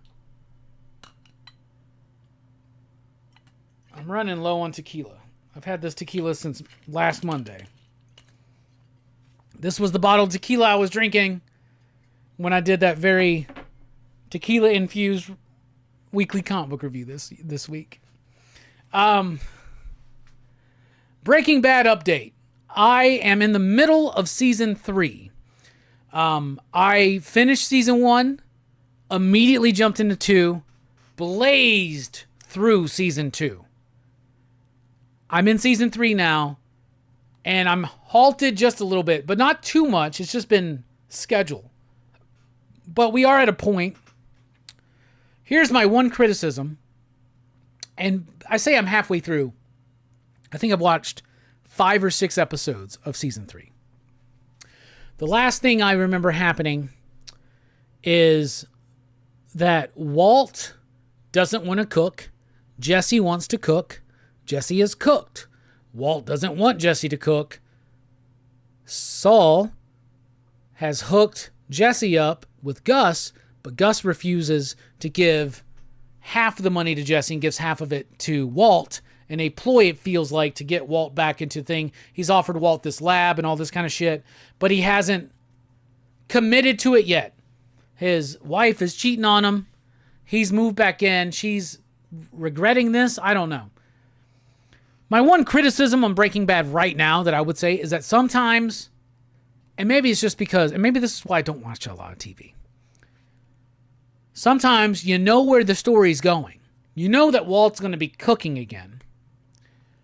But we're wasting time to get to the point where he is. And I get that we need that time. I get it. It can't just be pop, pop, pop, pop. There's got to be structure. There's got to be pacing. There's got to be motions. But sometimes I'm watching the show and I'm like, get fucking to it. This whole episode is just going to be them getting over something or dealing where it's going to take forever to get to this next point that I know we're getting to.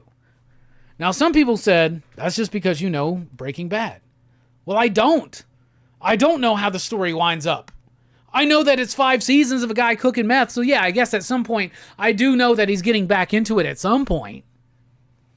But as an audience, I'm like, let's get fucking to it. Let's get cracking. But that is a very slight criticism. Overall, I'm really loving it. I think it's very well written. It's incredibly performed. I just wish structurally, and this is something that I think happens to a lot of television. You have 13 episodes, for instance, say in a season. You got to get from point A to point B and C. Well, I got 13 episodes to do it, so fuck. I really, honestly, it just needs 6 episodes. So what do? Filler. And I feel like there's a little bit of filler. But that being said, I'm loving it. I was riveted in season 2. The whole Kristen Ritter, Jessica Jones, when she shows up, Walt just allows her to like fucking die like that. Like, that's fucked up, man. That was like shocking, riveting. Wow. Because you understand all the different elements of it. Breaking Bad's pretty good. And even though season 3, I'm ready for them to get fucking going, I am not that bothered by it, right? Because it does keep you enticed and makes you want to binge watch to get to the next point. So maybe that's another thing. Maybe this is a way that we structure television shows now so that they're binge-worthy, bingeable, right? So there's that. But I'm enjoying the show. I thought season 1 was good. I thought season 2 was fucking amazing. Season 3, so far, has been good.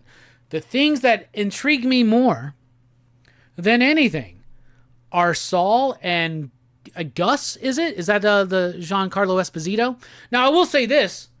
When he has to go meet the dude at the chicken place, and I see Giancarlo Esposito behind the counter, I'm like, well, that's the dude he's waiting for, because that's Giancarlo Esposito. So that's one thing I know that you didn't know if you were watching it when it first came out, right? However, I'm really liking the show. I like it a lot. So I'm excited to see where it goes. And I guess I'm in the middle of it now, technically, or past the middle of it. Yeah, I'm in the middle of it. I'm in the middle of the whole show now. But I'm very intrigued by Gus and Saul, so I'm really, really excited to check out Better Call Saul when this is all done. But yeah, I'm liking it. And that's where I'm at right now. So y'all don't have to pay me any more money to watch Breaking Bad, because now I'm in the middle of season 3, and I'm going to continue on through and then watch Better Call Saul.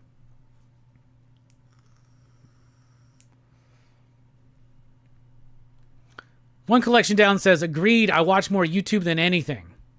Hell yeah, Fable. Anthony says, you can get an ad blocker, brother. Yeah, I could. However, I am a YouTube content creator, so I want to make sure that when I watch my homies on YouTube, say if I'm watching a video from Bueller or Comic Tom or Uncanny Omar or Jim Mint, I want to make sure, or even my boys like Fable and Fable, I don't know if you're monetized yet, but even anybody I watch, I got friends on YouTube, I want to make sure that when I watch their content, they get something. And yes, YouTube Premium is so worth it. Evil Face Bad says, you guys are talking about peak Jim Lee like he's dead. He's still going strong and has many years left in him. Not saying that he's not alive. Not saying that he's not still doing it. Just saying, if you've been reading his Batman Hush 2, I think his better days are behind him, brother. And knowing his age, that makes sense too. Not discounting him. Not saying he's done. Hey, Frank Miller's still going too. Do you think Frank Miller's best days are behind him as far as artistic output?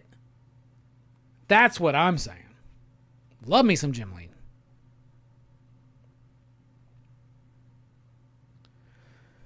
Jay says, that's too funny. Right when you said it takes all the commercials out of YouTube, I got a commercial. Eddie says, I got a cheap bundle for YouTube Premium through my Verizon bill because I watch so much. Hell yeah. Pete says, YouTube Premium is 100% worth it. Don's laughing because a commercial cut me off. Hell yeah. Twitch says, I got Premium years ago because my time is too valuable to get ads every 5 minutes. I agree with you. Choco says, my wife's account, it's a Premium. Hell yeah. And that's why you'll start seeing discrepancy in where people are in the chat, is because some people will get a commercial and other people won't. So they're still continuing on.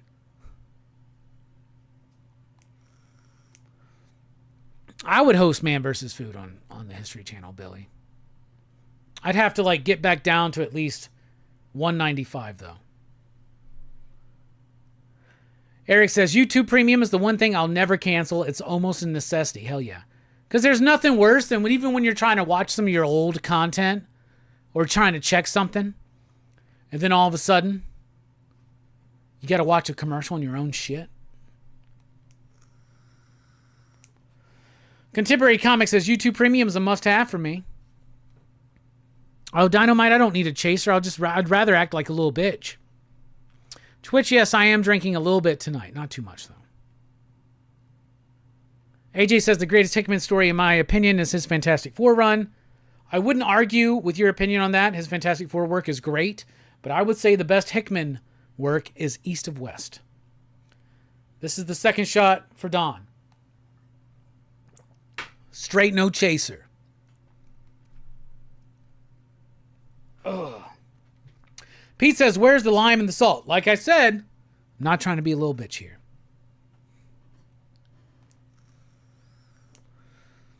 R. Ariaga says, I pay for premium. Twitch says, lime and salt is for rookies. I agree with Link. East to West outside of Marvel. Yeah, his Shield series is really good. No shit. Somebody at Marvel knows what they're doing, but not all of them, Billy, I would say. AJ says, in Marvel, yes, outside Manhattan Projects. Manhattan Projects is great. I would love to have it come back because it's technically an unfinished work. And I've talked to the creators of that book, both Jonathan Hickman and Nick Patera. And they both want to get back to it, but it depends on a few factors.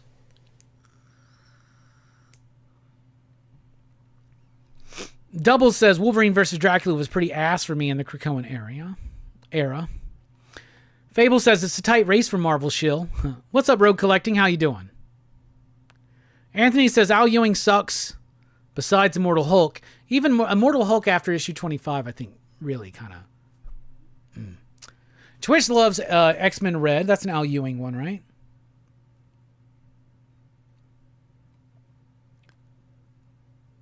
Dynamite says, I'm also not an Al Ewing fan. I've tried, but I just don't connect with his writing. I connect with his concepts, but I don't feel like the execution works for me for some reason. That being said, just because I'm not digging it doesn't mean that you can't dig it. You dig? Rogue Collecting says X-Men Red was some of the best of the latter half of the Krakoan era for sure. Fable says the only Al Ewing book I really like was Immortal Hulk. Link says Ewing has a lot of deep reaches. Twitch says Excalibur had moments of being good. X-Core just had nothing. Rogue Collecting says, is Ewing still doing Venom stuff too? Yeah, and that's why I'm not reading that bullshit, because I don't like it. Mary Jane? Chris Claremont told me a couple months ago, I love the idea of Mary Jane being Venom, but they're not doing anything with it. And I'm like, first of all, I agree with that they're not doing anything really with it. Secondly, it's a good idea, Mary Jane being Venom, Chris Claremont? Of course, what does Chris Claremont know about Venom? His understanding of Venom comes from 1992. So we'll see. That being said, Chris Claremont, not too bad of a guy. I've done 4 panels with him, and he's only a jackass 1 time, so that's not too bad. 3 out of 4 is pretty good. Anthony says, his Thor looks great, but I haven't jumped in yet because I'm not a huge Thor guy. I do love Thor, and I just could not follow it, so I stopped reading it. I got to talk to Brooks about that one. Brooks has been reading it all.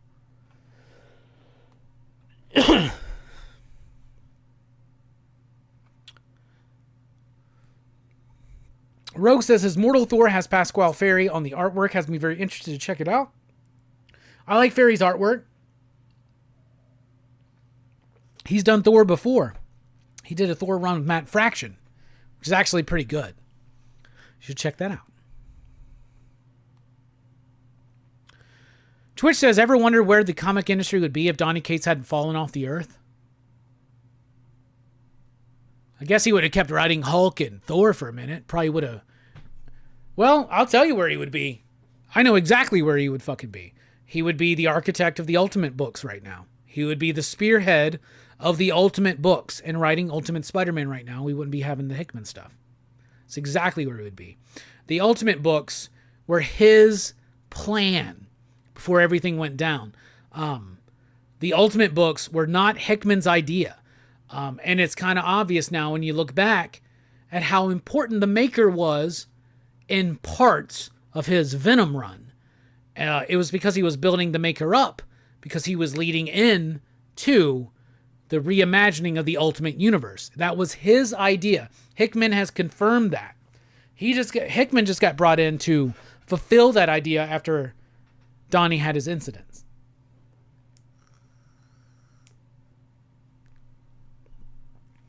Fable says Sword was pretty good. I couldn't vibe with Sword. Double says a shot for the Ultimate Universe for finally giving us some Gambit. Well, they did. Where's my Gambit? Where's my Wolverine?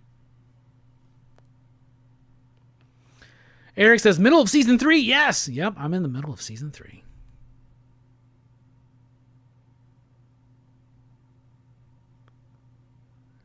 Link says, yeah, Case was like a shooting star. Came in quick, just kind of went out quickly. Ewing's Ultimate 1 and 2, some of his best stuff. Don says, that was a hilarious weekly comic book review. Well, thank you. Anthony says, Saul is incredible. Talking about Breaking Bad. Rogue Collecting says, damn, I've never heard someone say Breaking Bad moves slow. Well, now you have. At times, it moves a bit slow. I know this motherfucker's going to start cooking again. Let's get fucking to it.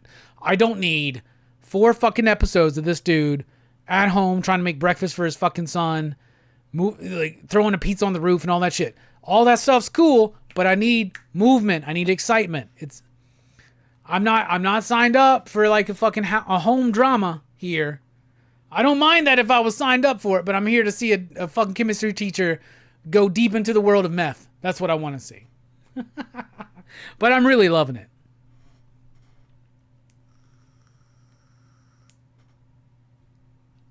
Metal Elf says, I accidentally watched Saul first. Link says, but all that matters in the end, Robbie, the slow burn impact hits you that much harder. Fable says, the last season was incredible. Wait until he gets to the end of season 2. I've gotten to the end of season 2. I'm in the middle of season 3 right now, Link.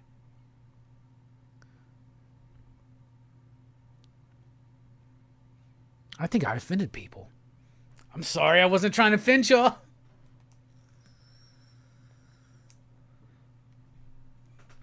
Don says, when does Odenkirk... Bob Odenkirk shows up in season 2. Yeah, Better Call Saul. He shows up in season 2.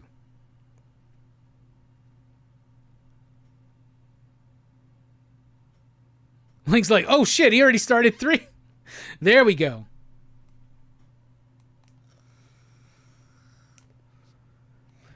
Nine Panel Grid says, Better Call Saul might be even better. And don't forget the movie. Yeah, I'm not forgetting the movie. El Camino or something like that. Yeah, the Jane character. That was sad. And her dad is Q. And now he's like caused all this fucking devastation and tragedy.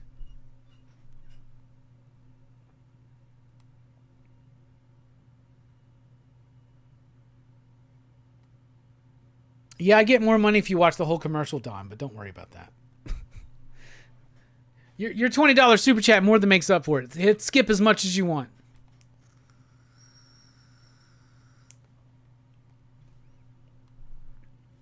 Okay, have fun, Dynamite. Yeah, I saw they announced a new X-Men event. Yeah, we got Blood Splatter Chatter in the house. What is up? Jeffrey, I am considering going to Memphis Comic Expo this year. It'd be cool to see Kevin Eastman again. I like Kevin. And there was somebody in particular that I was really excited. But now I don't remember who it was. So let me go back and look at the guests here. Oh, Stephen Platt. Stephen Platt has been at so many cons I've been to, but I've never met him. Same thing with James Robinson. I'd love to meet James Robinson. So yeah, I'm considering going to the Memphis Comic Expo this year. September 13th and 14th. That's right after my trip from New York, so funds will be short. So we'll see. I love Cates until he never finished Redneck. A lot of things he hasn't finished. Including Crossover, which Eddie is missing.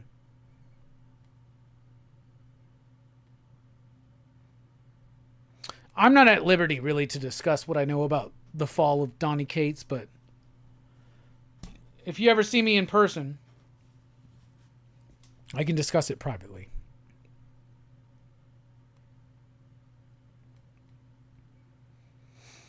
Pizza on the Roof is iconic. Bryan Cranston did that first take. I was like, did they CG that shit? That was perfect. AJ says, I like Chip Zdarsky on Daredevil, but that's it, as everything else has been bad in my opinion.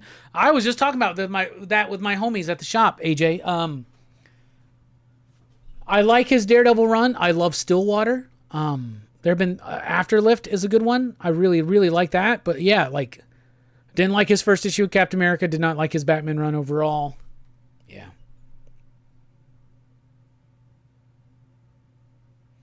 Yes, Verno. Return of the Living Dead Part 3.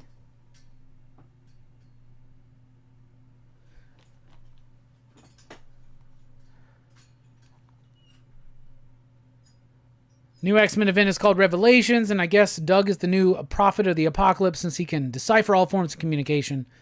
And all mutants were crucified like Jesus. Yeah, so they set it up in the latest issue of X-Men. Doug Ramsey is the heir of Apocalypse. He's Revelation, something like that. Walt's choices lead to destruction. I believe that. It's already started happening.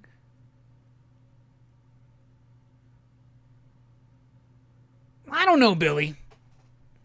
I wouldn't mind being Gus. Seems nice. Seems like a nice life. But I haven't watched it all. Yo, Hamburger Basket is here. Long time no see, HB. How you doing?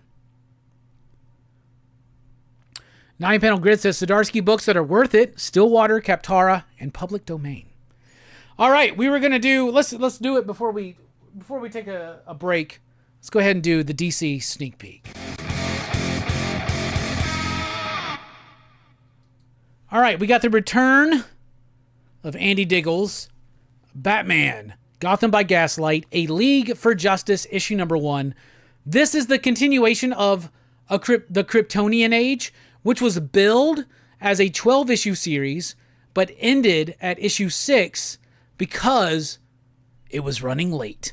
And you can feel that it was running late. So they had to rebrand, give some time for Estherren to be able to, or Fernandez, I should say, Leandro Fernandez, to do more of this artwork. His artwork has been great in the series. This issue, though, you can tell that this is a rush job. Very, very few backgrounds, many panels, just very few bits of a character in a panel. The art was a big disappointment for me in this book. Also, what was a big disappointment was just, it didn't feel like an issue number 1. And the reason why is because it's an issue number 7. It's a direct continuation from the last issue. Now, if you've been following it, that's fine. But if you're picking this up on the strength of a number 1 issue, where does it even say issue 1? It says it right up there. It doesn't work. And it throws you right back into the story. The art feels rushed. And hell, even some of the script feels a little bit rushed. So, worth the wait? Not really. Then I read Trinity, Daughter of Wonder Woman, issue number 2. I read this, even though I did not like issue number 1. I did not like issue number 2. So, I don't know. Robin's been turned into a corgi and sent through the time zone, the timeline, and the trinity of 3 different eras has to like go back and find them or something. I don't know. This is the story of a preteen trinity going back in time to find corgi Robin during the era of Jason Todd Robin, and her and Jason Todd kind of like have a little adventure together or something like that. It was all right, I guess. It's trying to be cutesy. It's trying to be charming. And for Tom King, I don't think this is his strength, and it doesn't really quite work for me. Then we got Aquaman issue number 7. Got my boy Mark Spears on a cover right there. He's doing a series of these DC trading card covers. The first is here this week. Aquaman, that's a cool cover. But issue number 7. Jeremy Adams is still doing a decent job writing this book. You have a different artist here. It's Michael Shelfer. Keep this dude on the fucking shelf. The art is so sophomoric, sloppy, rushed, clunky, overstuffed. The rendering is off. I did not like the art in this book at all.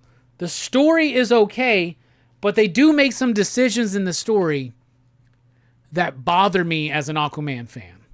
So I've been liking this book, but this artist, not working for me. Couple that with the story choices made here, didn't really work. Green Lantern Corps, issue number 6. Loved it. Love this issue of Green Lantern Corps. I've been liking Green Lantern and Green Lantern Corps. Jeremy Adams is writing Green Lantern. He's co-writing this one with, is it Morgan Hampton? Yeah, Morgan Hampton. You got Sinestro back in the fold. You got Teen Lantern, Jessica Cruz. You got a bunch of different lanterns to kind of work around. And they're doing a great job of that here in the pages of not just Green Lantern Corps, but also Green Lantern. So I'm really digging the vibe. We find out more about what Mogo has been up to, and we even get a sneak peek, not a sneak peek, but a surprise return from Sinestro's son and Zod's son. So that's cool. I really like that issue. I thought it was good. Then we've got Action Comics 1088. Issue 1088 of Action Comics, or as I like to call it, Smallville 2.0. So Mark Waid, Skylar Patridge are back on the pages of Action Comics. What they're doing is telling us in the new DCU definitive Superboy origin. How did Clark first start becoming a superhero? When did people start first noticing Superboy? That's what's going on in the pages of Action Comics now, and it reads kind of like Mark Waid's version of Smallville, but with superhero action. And I'm liking it. I'm liking it. I thought the first issue was good, a decent enough setup, but the second issue was great, focusing more in on the town of Smallville, how Superboy gets integrally folded into the lore and mythology of Smallville. Thought it was good. Liked the artwork. All right. Then we got Batman Dark Patterns, issue number 8. Dan Waters, Hayden Sherman, slaying it on the pages of Batman. My buddy Stu one time on the weekly or the monthly comic book review, I should say, said Batman Dark Patterns feels like Batman Legends of the Dark Knight. It goes back to the high strangeness of Batman in the 90s. So this arc is called Pareidolia, and it's about an incident that Batman is trying to resolve. He's trying to solve, and maybe he's seeing patterns where there are none, and other people are telling him to ignore it, but he can't do it, and he's becoming obsessed. The artwork by Hayden is absolutely top-notch. I love their work, and the coloring by Triona Farrell is frickin' spectacular. This does feel like the best of the high strangeness Batman cases from the 90s. Batman Dark Patterns. Can you just give these guys Detective Comics? Could you imagine if Detective Comics was just these like 3-issue short mysterious detective arcs? That would be dope. Then we got Absolute Superman issue number 9. I liked this issue. So Rafa Sandoval has a fill-in artist here as Fico Ocio. Very different styles, but it doesn't really come across as inconsistent. There's a moment where you're like, wait a second, they just switched artists on me, but it's not so crazy. But Superman is teaming up with the Omega Men. The Omega Men in the Absolute Universe have a tie to Darkseid. Superman doesn't know if he needs to really work with these dudes. Jimmy Olsen's a part of them. You also got Lois Lane being interrogated by Ra's al Ghul. Really fun stuff, and I'm loving the story of Absolute Superman more and more as it goes. All right. Then we have Superman Treasury 2025 Hero for All. It's a $14.99, so that's a $15, $20 if you want the foil cover. Treasury-sized, all-new content from writer Dan Jurgens and artist Bruno Redondo. And it's not bad. It's pretty good. Like, it's a decent usage of the Treasury format. It's a one-and-done, self-contained Superman story that will work for anybody, no matter what your knowledge of Superman is. It works. I liked it. It's not tied into any continuity. You can just read it on its own. The problem is, if you're trying to just put something out as a one-shot that anybody can pick up and read, especially the week that a Superman movie releases, you might want to do something that's not $15. And I know a lot of comic book fans are going to be like, they make a bag and board for this? They do, but they're hard to find.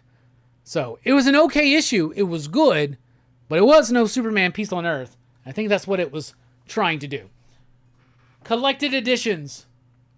How about Flex Mentallo finally being back out in print in a nice deluxe hardcover form. Frank Quitely, Grant Morrison, Flex Mentallo. That's out this week. All right. The Superman Treasury thing, it was neat. It was novel. It was cool. I enjoyed it. But having read this book, I don't know if it's something I will reread. So is it worth the investment? Well, that's kind of up to you. Absolute Superman, though, I thought was really good, and I'm really liking the story and how it's diving deeper into this absolute version of Superman. Batman Dark Patterns might be my favorite Batman book right now. This stuff is awesome. I want to see Dan Watters and Hayden Sherman on Detective Comics ongoing stat. Let's go. All right, Action Comics, kind of reliving the Superboy days back in Smallville. It's Mark Waid basically doing Smallville in his own way, and it works. I like it.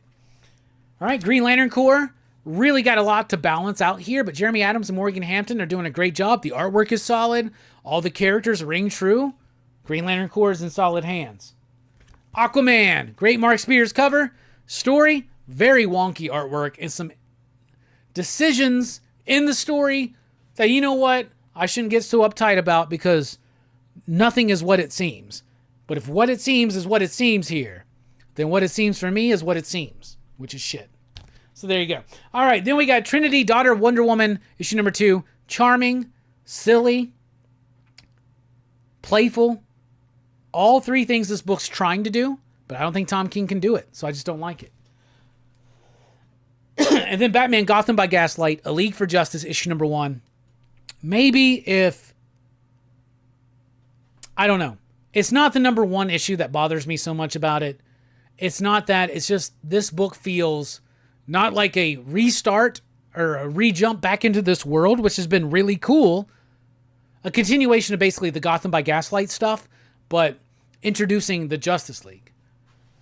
All of it, all the buildup was great, but now that it's here, it feels rushed, sloppy, and forced. So I didn't like it.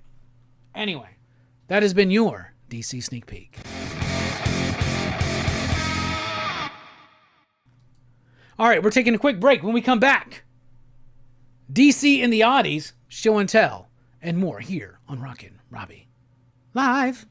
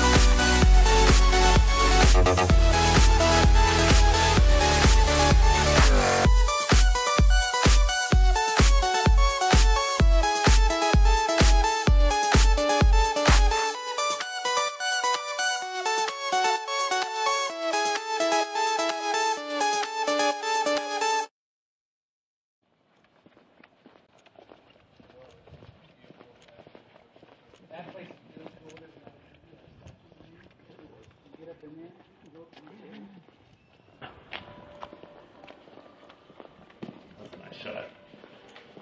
Did you see the lightning that just happened up there? Yeah, I sure did. Nice.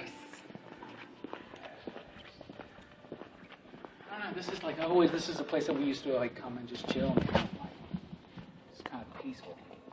Churches are kind of peaceful to me, man. Like there's a lot of like energy put in places like this, right? Like for real. Like what we were talking about with Dead Children's Playground. Like, what does belief do to a location? This is one of the oldest churches in this town. Would there be a way to get the bell ringing? It's a beautiful place.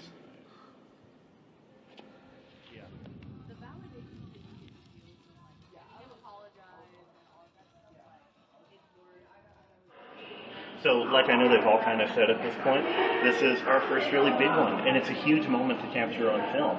I've been saying for weeks leading up to this, it feels like we've kind of been legitimized. And, I mean, the further we get into filming signal and noise, the more I think that the point of this whole thing is really about growth and change and all that kind of stuff, you know? I think it'll be an exciting night.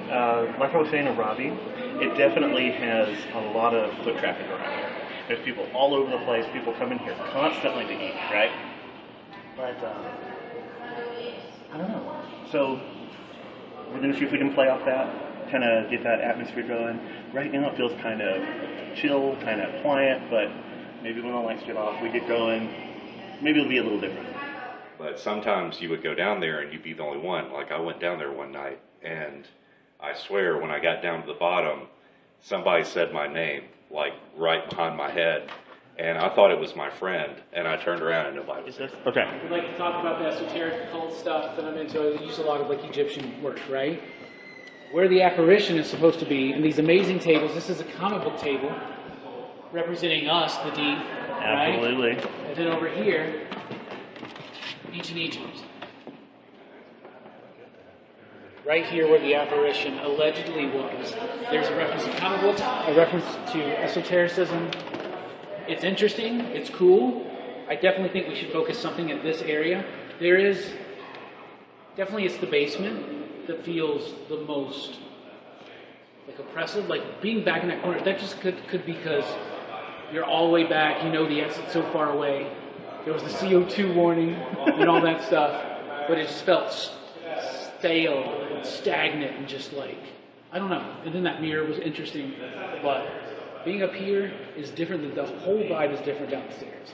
But I just thought that was too much of a coincidence. Synchronicity is something we should pay attention to in all of these situations. 100%. See if you can get it to go all the way to red for us. There you go. It felt kind of transcendental almost for a second. Like I felt like I was just kind of up in the air, like I wouldn't really see it anymore. I just got more and more disoriented as it went on. All right, you ready? Yeah. Yeah. I think you definitely won over our host as well.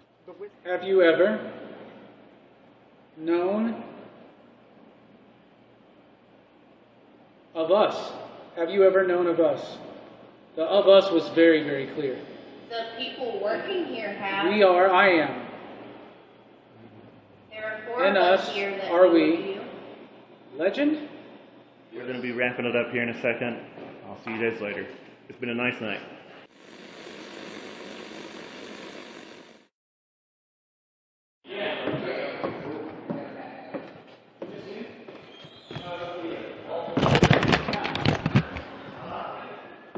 Let's step it in.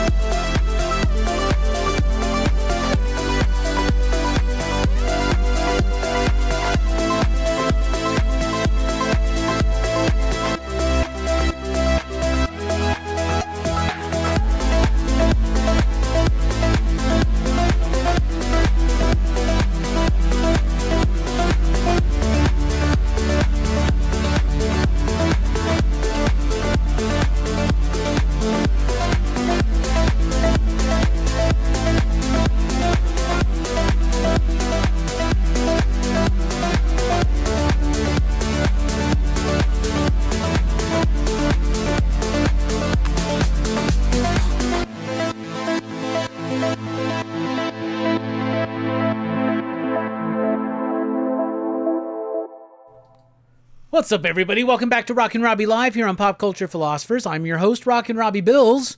We've had a great show. We did the DC sneak peek. We've been talking about Breaking Bad. We've been talking about comic books, all that kind of stuff and more. That's what we do here on Rockin Robbie Live, y'all.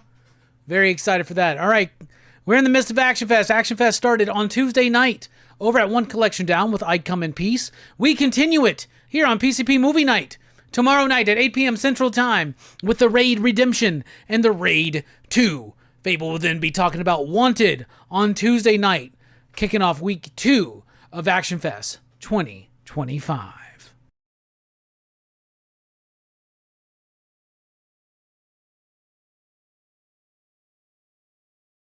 All right, I see a lot of love out there for Phil Jimenez.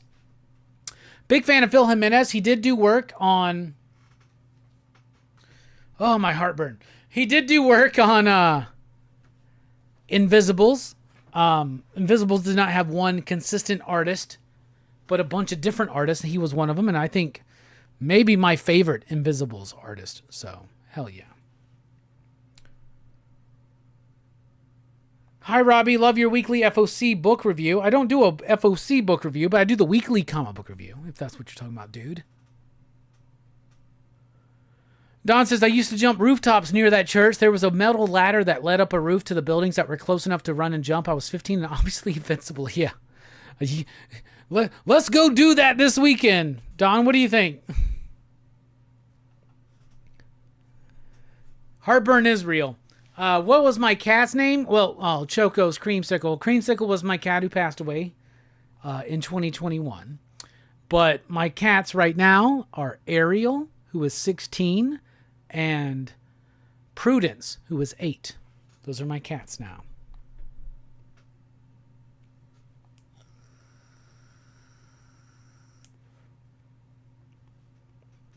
Creamsicle and Ariel. And now we have Prudence. What's up, Starscream?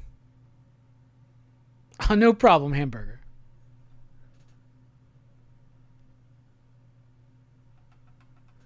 All right, we're about to get into DC and the Audies and show and tell, but I got enough here for one more shot of tequila, so here's what we're doing. 10th anniversary of PCP, $10 shots. We had 2 people, Pete and Eternal, do $5 shot or $5 super chats. We combined that into one to do a shot. Dawn gave us $20, so we did 2 shots. Dynamite did $5, so $5 more. And we do another shot of tequila. I'll go ahead and get it loaded up. Because I feel like somebody is going to do it. $5 more super chat. And we take a shot of tequila.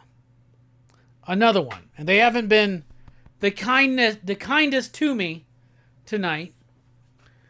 But I'm willing to do it. $5 more, y'all. Come on.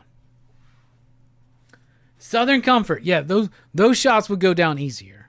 Maybe I should start doing shots of that instead of tequila.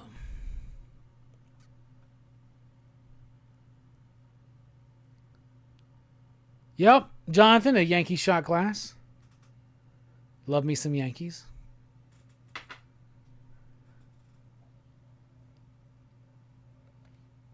Yeah, y'all, I want to do this shot. $5 super chat, we do the shot.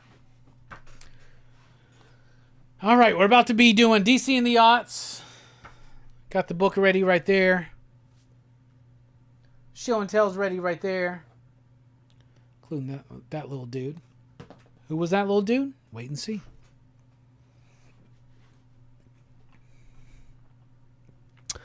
Wonder Woman Historia is pretty good, actually. And we got a super chat from Chocos. $5. Thank you so much. So now we can do this shot. Should we do it before the song? Yes. Oh, and Glenn. Oh, thank you all. Look at that. Look at that. Here we go, y'all. Cheers to you. Cheers to PCP. Cheers to Rockin Robbie. Cheers to comic books. Cheers to everybody. Goddamn Twitch. All right. Shot.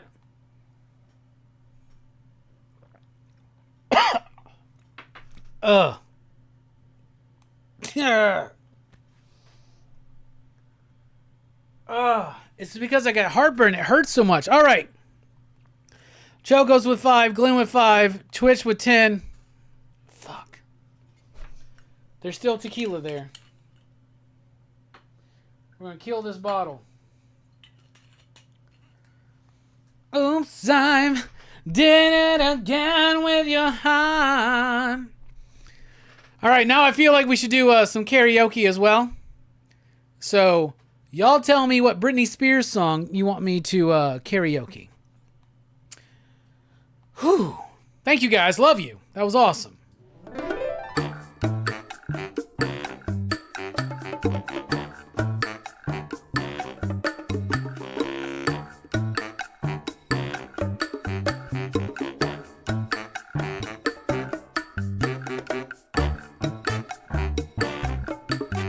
Let's go.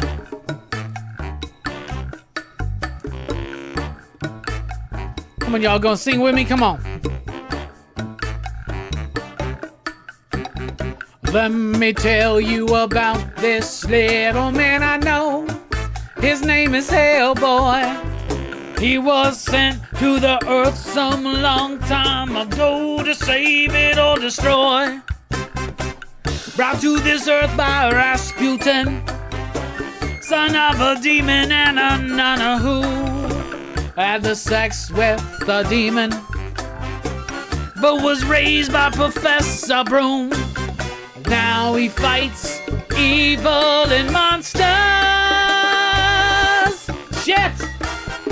Now he fights with a man who's a fish named Abe. Now he fights with the fire starter named Liz and an ectoplasmic mess named Johann. PPRD. It's tequila.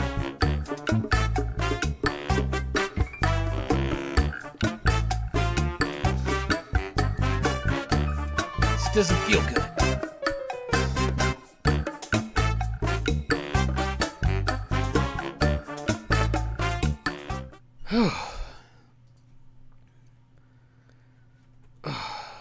All right.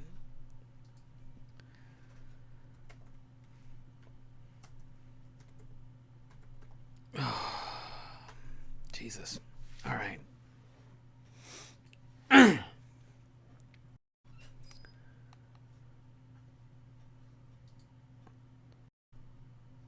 All right, here we go. Britney Spears, Toxic.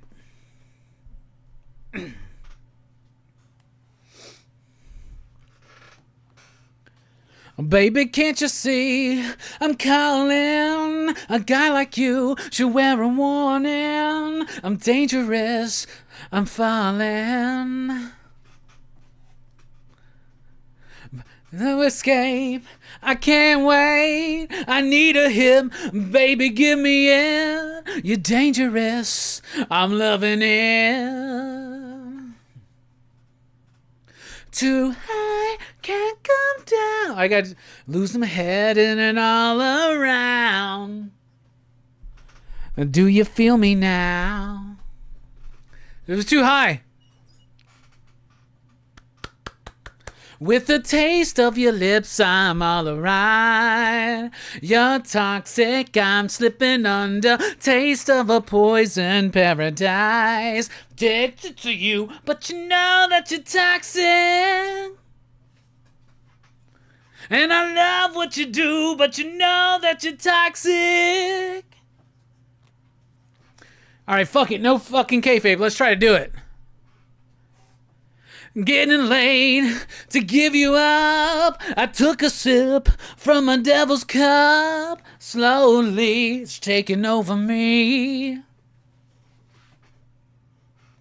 Too high, can't come down. It's in the air and it's all around.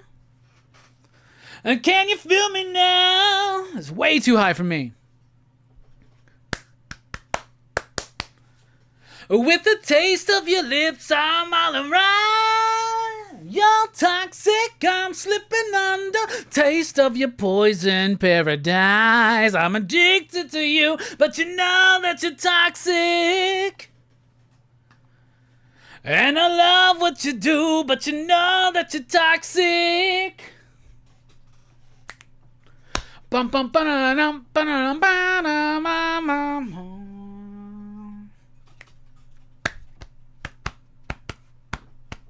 Fucking Toxic was like the jam back in the fucking day at the club, man. So good. With the taste of your lips, I'm on a ride. You're toxic, I'm slipping under. Taste of your poison paradise. I'm addicted to you, but you know that you're toxic. Toxic lips, I'm all around. You're toxic, I'm slipping under. Taste of your poison paradise. I'm addicted to you, but you know that you're toxic. Intoxicate me now with your loving now. I think I'm ready now. I think I'm ready now. Intoxicate me now with your loving now. I think I'm ready now. That could have been better. That could have been way better. I could have done that better.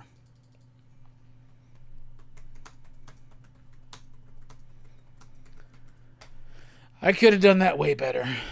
So,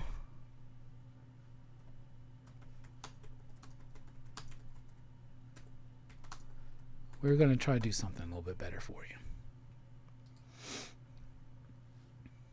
See what y'all were saying first. That Venom is toxic back there. Hell yeah. Eric Larson.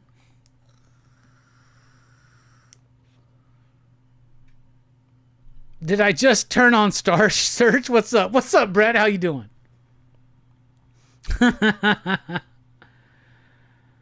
Oh, that was way bad, y'all. Come on now. Get out of here. We're going to do this one, though. Oh, baby, baby. Oh, baby, baby. Oh, baby, baby, how was I supposed to know that something wasn't right here? Oh, baby, baby, I shouldn't have let you go. And now you're out of sight, yeah. Show me how you want it to be. Tell me, baby, 'cause I need to know now. Because my loneliness is killing me, and I must confess, I still believe. When I'm not with you, I lose my mind. Give me a sign. Hit me, baby, one more time. Oh, baby, baby, the reason I breathe is you.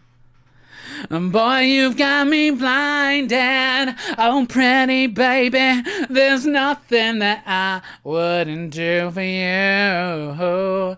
It's not the way I planned it. Show me how you want it to be. Tell me, baby, 'cause I need to know now. Oh, because my loneliness is killing me, and I confess, I still believe. When I'm not with you, I lose my mind. Give me a sign. Hit me, baby, one more time. Oh, baby, baby. Oh, baby, baby. Come on, y'all know this shit. Don't act like you don't. Oh, baby, baby, how was I supposed to know? Oh, pretty baby, I shouldn't have let you go. I must confess that my loneliness is killing me now. Don't you know I still believe that you will be here and give me a sign. Hit me, baby, one more time. My loneliness is killing me, and I must confess, I still believe. When I'm not with you, I lose my mind. Give me a sign. Hit me, baby, one more time. Then my loneliness is keeping me now. Don't you know I still believe we'll be here, and give me a sign. Hit me, baby, one more time. Oh, baby, baby, fuck it. Let's go. Fuck it. Woo! Let's go. Motherfucker, I'm hype as shit. There's enough for like a half a shot. I'm hype as fuck now. I should have been singing Britney Spears this whole fucking time. I must confess that my loneliness is killing me now. But you know I still believe that you will be here and give me a sign. Hit me, baby, one more time. Oh, baby, baby. Woo! Fuck it all. Let's go. Sweet Caroline. Good times never seem so good. Woo, I'm hot. How's everybody doing?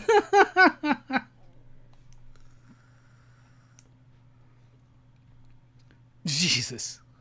The tape recorder's on. Hell yeah. Please go. Don says, this is the most Britney Spears I've ever heard outside of grocery stores or the Deep. I play Britney very often there. I love Britney. My favorite Britney songs are not from that first album. My favorite Britney song might be All Eyes on Me in the center of a ring just like a circus. I don't tell I'm just like a circus. Don't stand there watching me, follow me, show me what you can do. Everybody make tone like a make a dance hall just like a circus. Circus is a great album, and a great song. That's the same album that has, oh, you're a womanizer, he's a womanizer, he's a womanizer, yeah, he's a womanizer, you are, you are, womanizer, womanizer, womanizer, womanizer. Boy, don't try to front, now I know just what you are, boy, don't try to front, now I know just what you are, Yeah, that's a good one. Unusual You's a really good one, too. I'm telling y'all, that Circus album by Britney is pretty fucking dope. Pretty dope. All eyes on me in the center of a ring just like a circus. Oh. Anyway. Sponsored by Coors Light.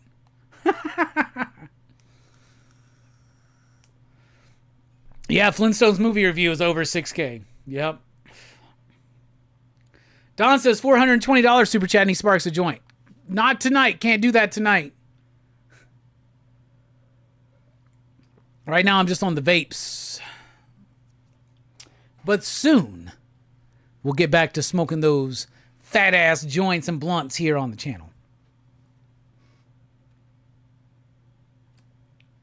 It's clogged. There we go. All eyes on me in the center of a ring just like a circus. It's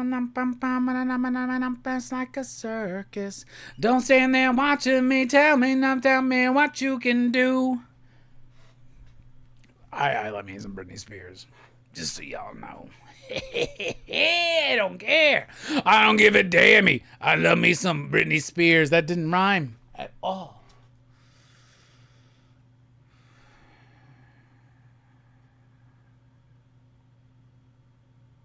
Wes Craven does rule, and I love Ghostface. Now I'm out of tequila. Now I'm at the point where I want more tequila. See what y'all did to me?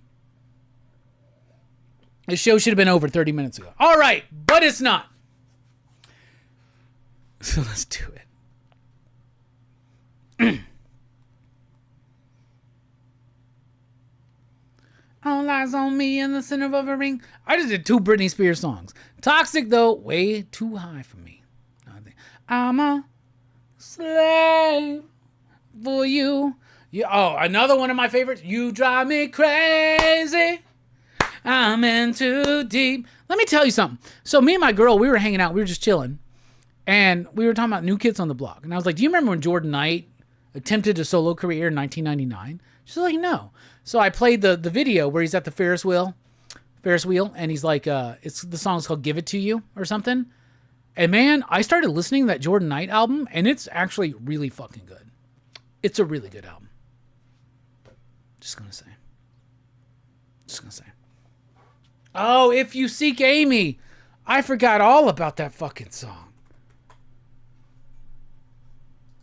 Now I gotta listen to it.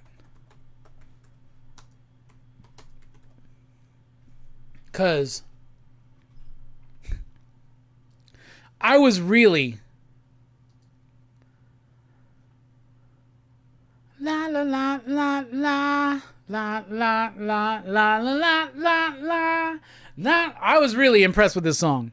I forgot about this song. Oh baby, baby, have you seen Amy tonight? Is she in the bathroom? Is she smoking up outside? Oh baby, baby, does she take a piece of lime? The drink that I'ma buy her, do you know just what she likes? Oh, tell me, have you seen her? 'Cause I can't get her off of my brain.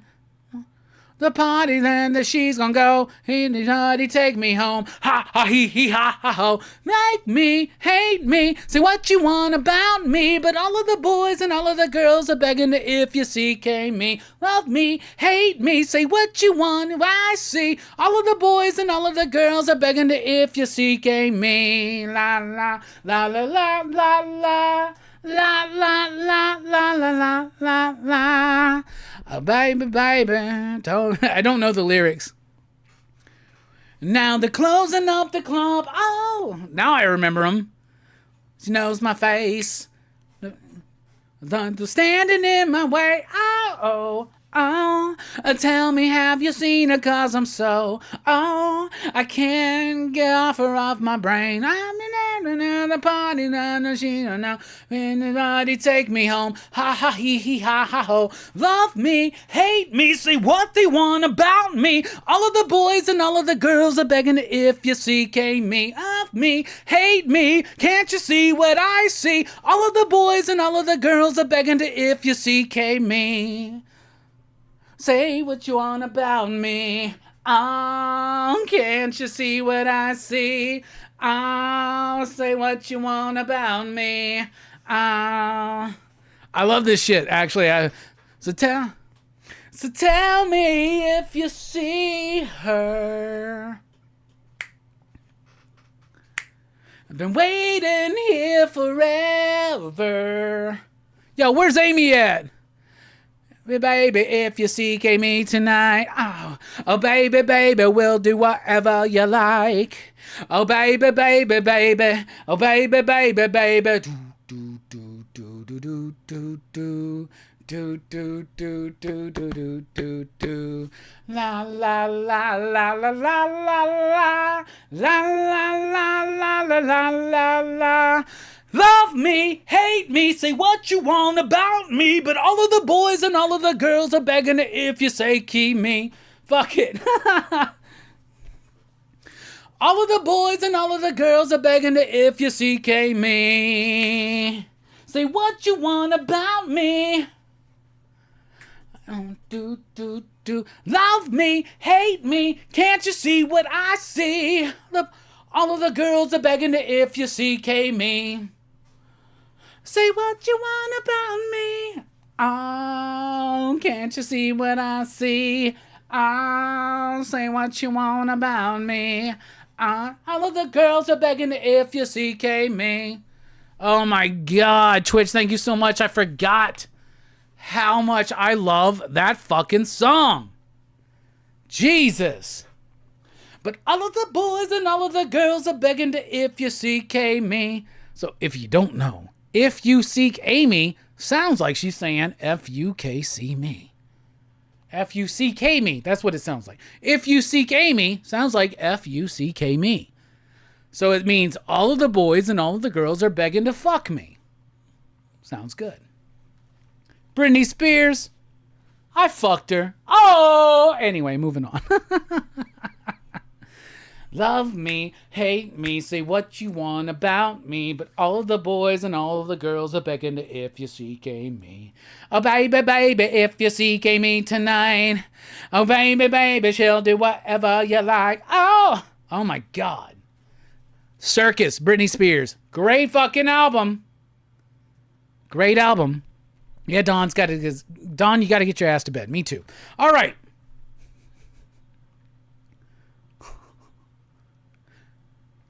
Oh, we still got the show to do here. Fuck. All right. Love me, hate me, say what you want about me. All of the boys and all of the girls are begging to if you CK me. Oh my God. What a great song. There's a music video for it too. Starts with a goddamn fucking... Starts with like a news report. Like, we're seeking Amy, everybody. Like, what the fuck is that? La, la, la, la, la, la, la, la, la. Tequila's gone. La, la, la. Oh, baby, baby. Okay. We still got a show to do here. So let's just do it.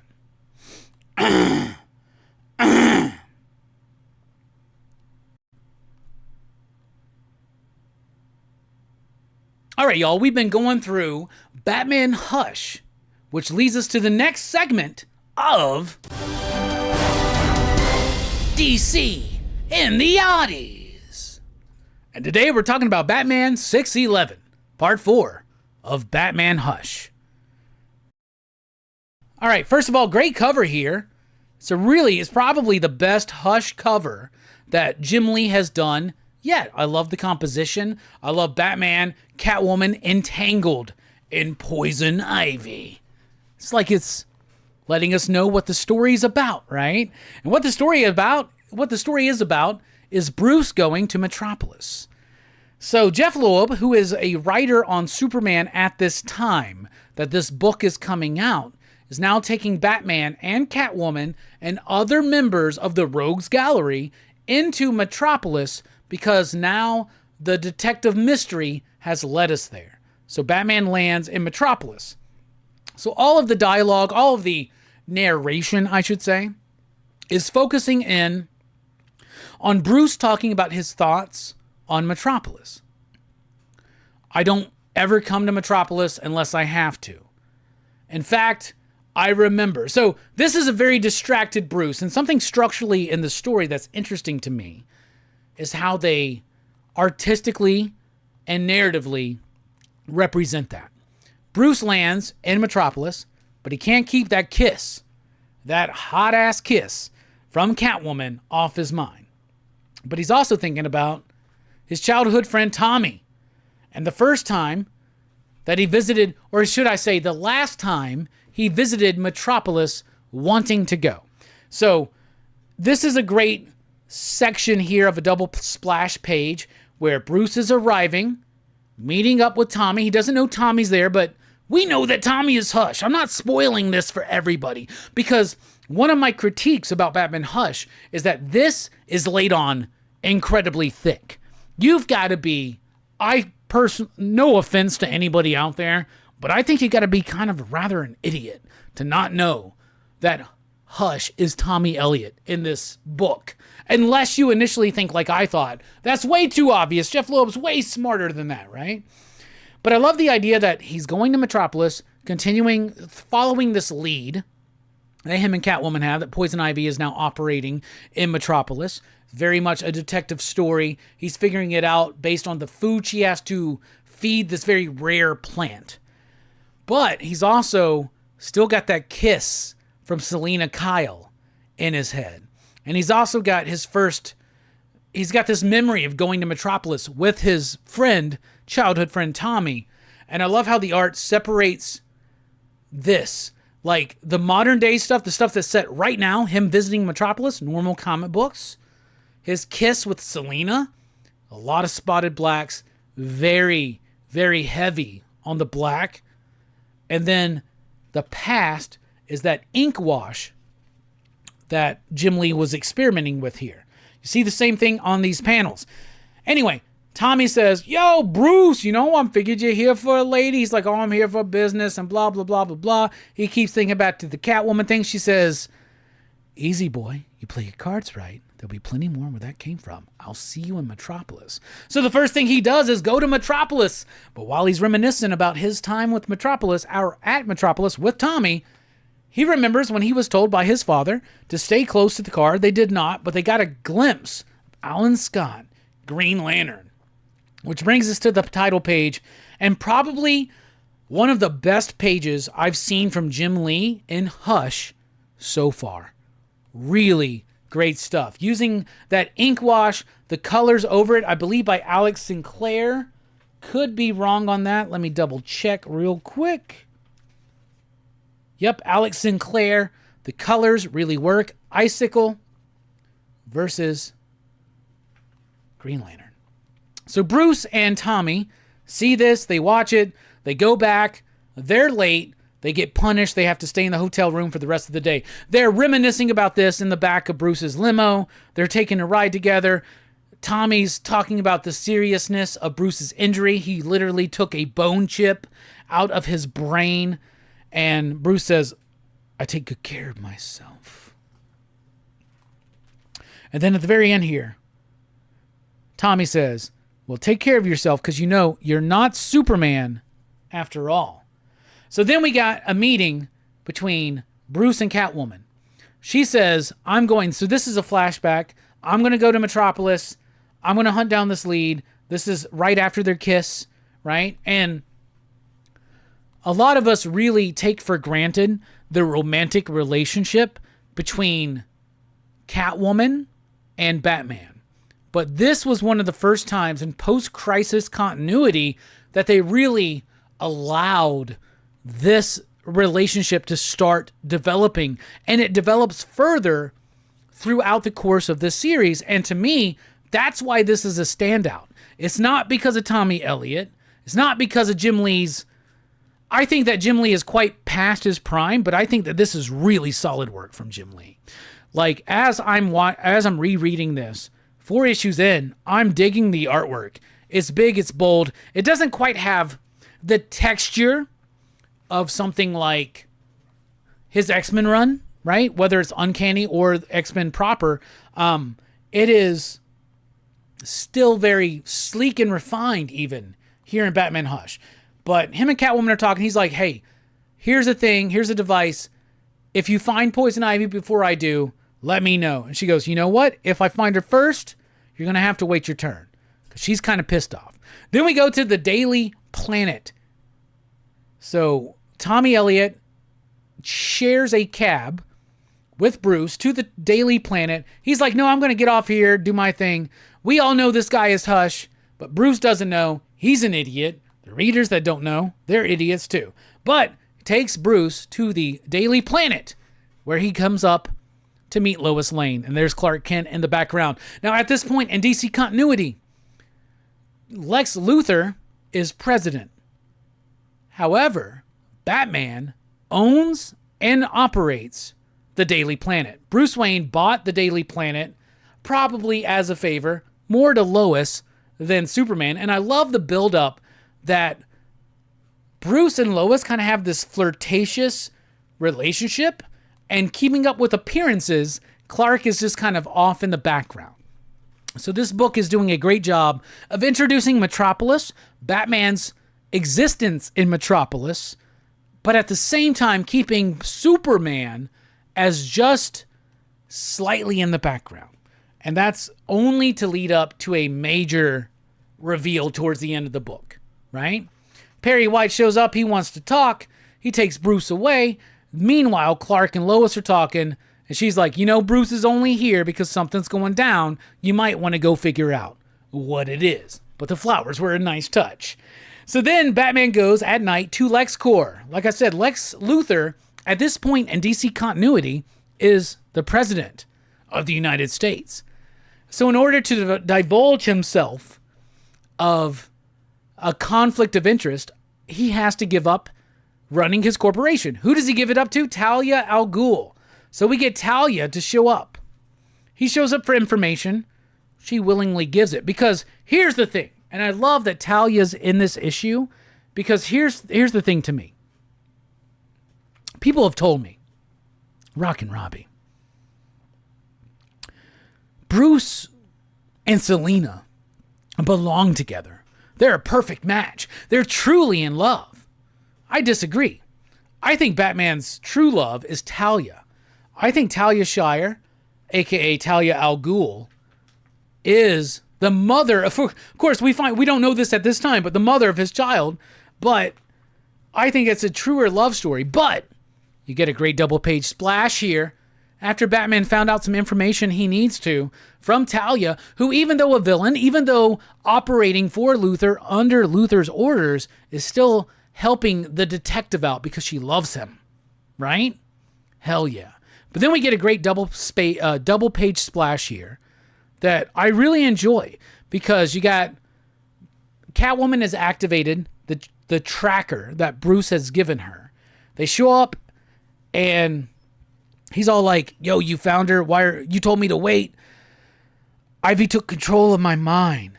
She made me do things I may have been prone to do, but that's my decision. So basically, Poison Ivy, Pamela, took Selina's will away from her, and she finds a need to share this information with Batman and leaves, and all he can think about is that kiss.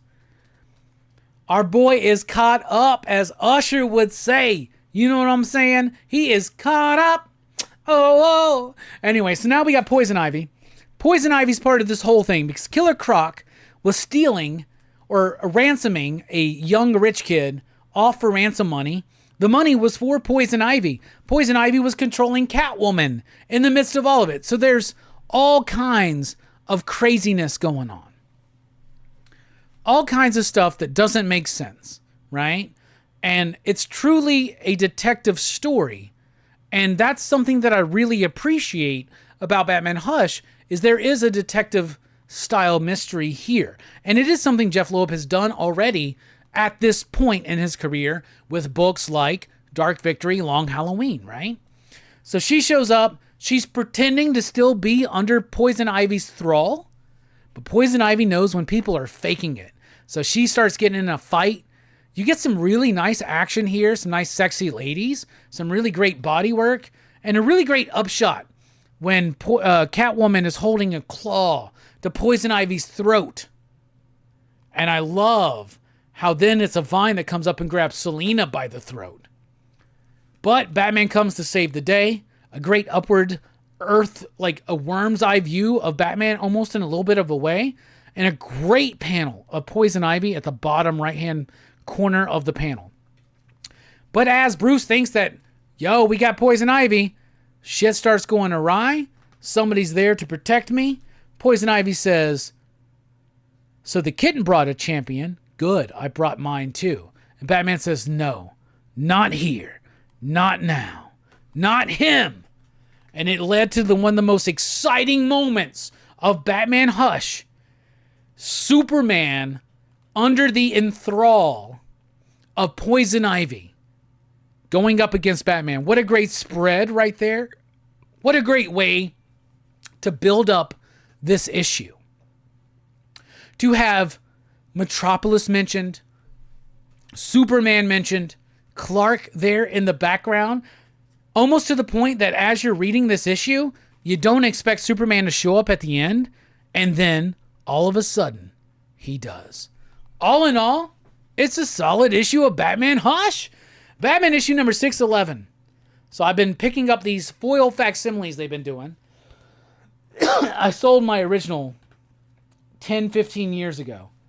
I love these facsimiles because they have all the original artwork, all the original ads. It's cool to see that Ratchet and Clank ad right there. It works. I love Jim Lee is really, I don't know if this is peak Jim Lee. It might be. It might be peak Jim Lee, but not peak Scott Williams, if that makes sense. The peak of Scott Williams might be that X-Men run we were talking about earlier tonight on Rockin Robbie Live. But peak Jim Lee might be this. The storytelling is solid. This ink wash style that Jim is doing is fantastic. It works so well. The story is okay. At this point, honestly, the story starts lagging just a little bit. But it's still a part of the narrative. We don't know where this is going. If you're trying to read this having imagined you never read it before, you're just ready for like, what is going on? You're intrigued by the mystery. Obviously, it's Tommy Elliott, but adding new things like Talia al Ghul, being very connected to DC continuity. Now, part of that is because Jeff Loeb was writing Superman, and Lex Luthor was president in Superman, so he reflects it here. This relationship between Lois and Bruce and Clark, I think Jeff Loeb does a great job with that. I think Jeff Loeb, nobody's written the relationship, personal dynamic between Bruce Batman and Lois Lane quite like Jeff Loeb does. It's quite similar to the animated series, but really great stuff. I think that's one of the best panels from Jim Lee right there is Batman coming down on the train, on the roof of the train to talk to Catwoman. She leaps away, and Batman's left there alone, thinking about that kiss. Ooh, that kiss. Poison Ivy shows up. Jim Lee gets his opportunity to draw some TNA, draw some cat fighting. No pun intended. Really great stuff here. Throat to throat. Leading us to this exciting ass ending. That's all building up to a year 2000, 2001. When did this come out? 2000, 2001. Leading us up. And what's crazy is that the ad for the fight in the next issue is even before the big reveal. The way they did this was perfect. It's like right there. And this was an active time where we were all talking about Superman versus Batman. And one of the only real modern things we had to go up with was like, I mean, it was basically Dark Knight Returns issue 4. So this was a great issue. Like, it feels like a lot doesn't get accomplished. It's mostly Bruce not letting go of thinking about Selina's kiss, hunting down the lead to find Poison Ivy in Metropolis, and inevitably going up against Clark. And here's the thing. Can Bruce beat Superman? Yes, he totally can. Easy answer. However, the fear, no, not now, not here, not him. Bruce wasn't ready for it. And that's something that really comes across in here. I think narratively, it's good. I think Batman Hush so far, as much shit as I've talked about it in the last 10, 15 years, I'm enjoying it 4 issues in. So Batman 611 gets a 4 out of 5. You digs. What do you think about Batman 611 Hush Part 4? Does it maintain its quality? Let me know. And we'll continue the journey here on DC and the Audies.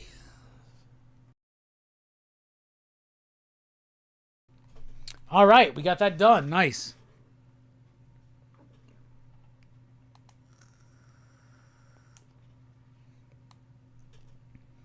Link says, I guess we owed Loeb for the inspiration of Jason Todd coming back. That's one of my biggest problems with this series is all the Jason Todd stuff. That starts pretty soon. But the first act, pretty dope. First 4 chapters are pretty good.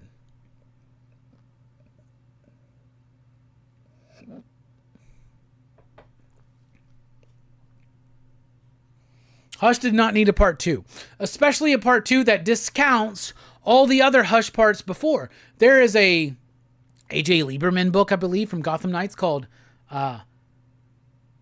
there's like Hush Returns, I think he did. Paul Dini did Heart of Hush. Hush 2 discounts all of that. There have been great follow-ups to Hush already. That's the thing. Link says the last half of Hush is a doozy. That's probably where we're going to discover. Because right now, I'm enjoying the shit out of it, y'all. I'm loving it. But next time we do a Rockin Robbie Live, which is not next week, because next week we're doing Blade 2 for Action Fest on a special Sunday night show. Because I'm going to Monday Night Raw. My very first Monday Night Raw. I'm going a week from tomorrow. I'm going to my very first Monday Night Raw. So I'm very excited about that.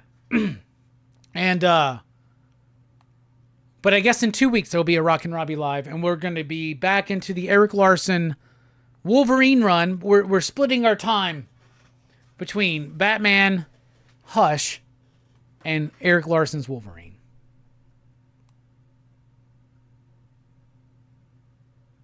Cliff says, oh my God, you're talking about Hush 2, and I love it. All right, for 2 things. Number 1, 3 things. Number 1, Cliff, love you. Happy to see you here. Haven't seen you in the chat for a minute. Number 2, you missed me karaokeing some Britney Spears. I did If You Seek Amy, I did Toxic, and I did Hit Me Baby One More Time. Number 3, Hush 2 sucks, bro. Hush 2 sucks really bad. It does. I don't care what you say. I said what I said.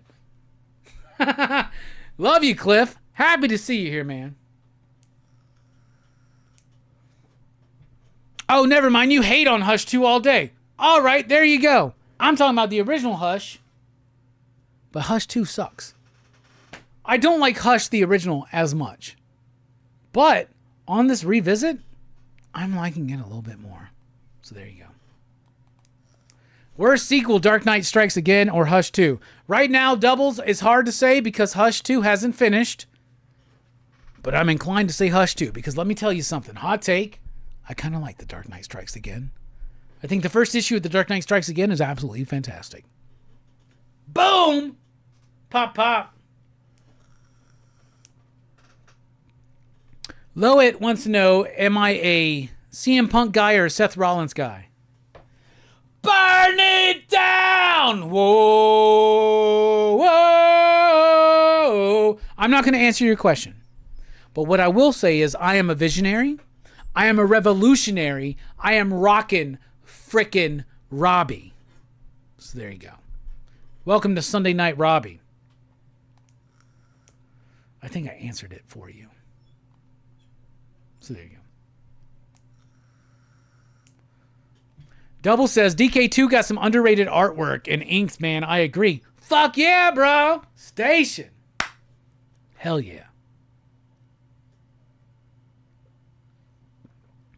No, I guess I ain't a cult of personality, Lowhead. I am more of a visionary. I am more of a revolutionary than a cult of personality. Any word for Jim Shooter? All right, yeah, I got words for Jim Shooter. I got to meet Jim Shooter. I was lucky enough to host a panel with him. Jim Shooter was one of the nicest creators I've ever met. I have met in person, and I've interacted with and worked with 3 Marvel editor-in-chiefs. I have done work with, and when I say work, I mean panels, doing interviews and shit like that, right? Live and with a group of people. I have had the pleasure and the luxury of working with Roy Thomas, Tom DeFalco, and Jim Shooter. And Jim Shooter and I had a long conversation after our panel that we did. I was walking him back to his table. We had a good long conversation. I wanted to chat about John Byrne, his split with Chris Claremont, and I asked Jim, was that intentional for you to realize that there was a split there and to give John Fantastic Four to keep him? And he told me, yeah, that was exactly the point. I didn't want to lose John. I didn't want to lose Chris. John had the first issues. Chris didn't complain as about... I guess what Jim Shooter was telling me was that Chris didn't complain about John as much as John complained about Chris. But he knew that they weren't working well together. So he gave John Byrne Fantastic Four because he knew that he loved Fantastic Four. And he knew that he could do a great job with it. And he said, just like I did with Frank Miller, I bet on John Byrne and gave him his own book to write and draw. He said he didn't really want to give X-Men to anybody other than Chris. Because Chris was a workhorse for Marvel, especially at that time. But he wanted to give John something. And he knew John loved Fantastic Four. And he knew that Fantastic Four was in need of a revival. So my experience personally with Jim Shooter was nothing but the best. The guy was amazing. He was great. He did a great panel with me. I don't have a picture with him, honestly, which is crazy. But I got to spend some time with him. Like an hour at the panel, maybe 30 minutes afterwards. We had a great conversation. And then I got my Secret Wars trade paperback signed by him. I love Jim Shooter. I think Jim Shooter is the best editor-in-chief Marvel's ever had. That's just me. That being said, was he a perfect guy? No. Neither am I, so I'm not going to hold that against him. But, yeah. R.I.P. I hated to hear about Jim Shooter's passing. But to me, he's the best editor-in-chief Marvel ever had. I go him, Joe Quesada, then I go Stan and Roy and Tom. Fuck, I might put Tom higher. Tom deserves to be higher. I love Tom DeFalco.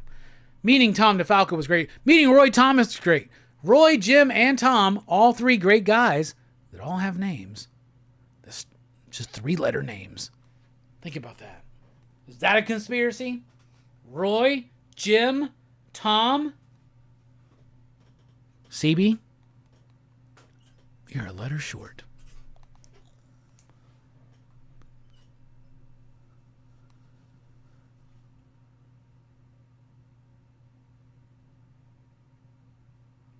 Hondalorian says, Robbie, I brought 2 DVDs for you for Heroes Con. Was going to ask you to review. Guess I have to mail them to you. Yeah, you can mail them to me or you can wait till next year. I wasn't at Heroes Con this year, unfortunately. You're hitting me in the heart. Tom DeFalco gave us Huntara. You're right.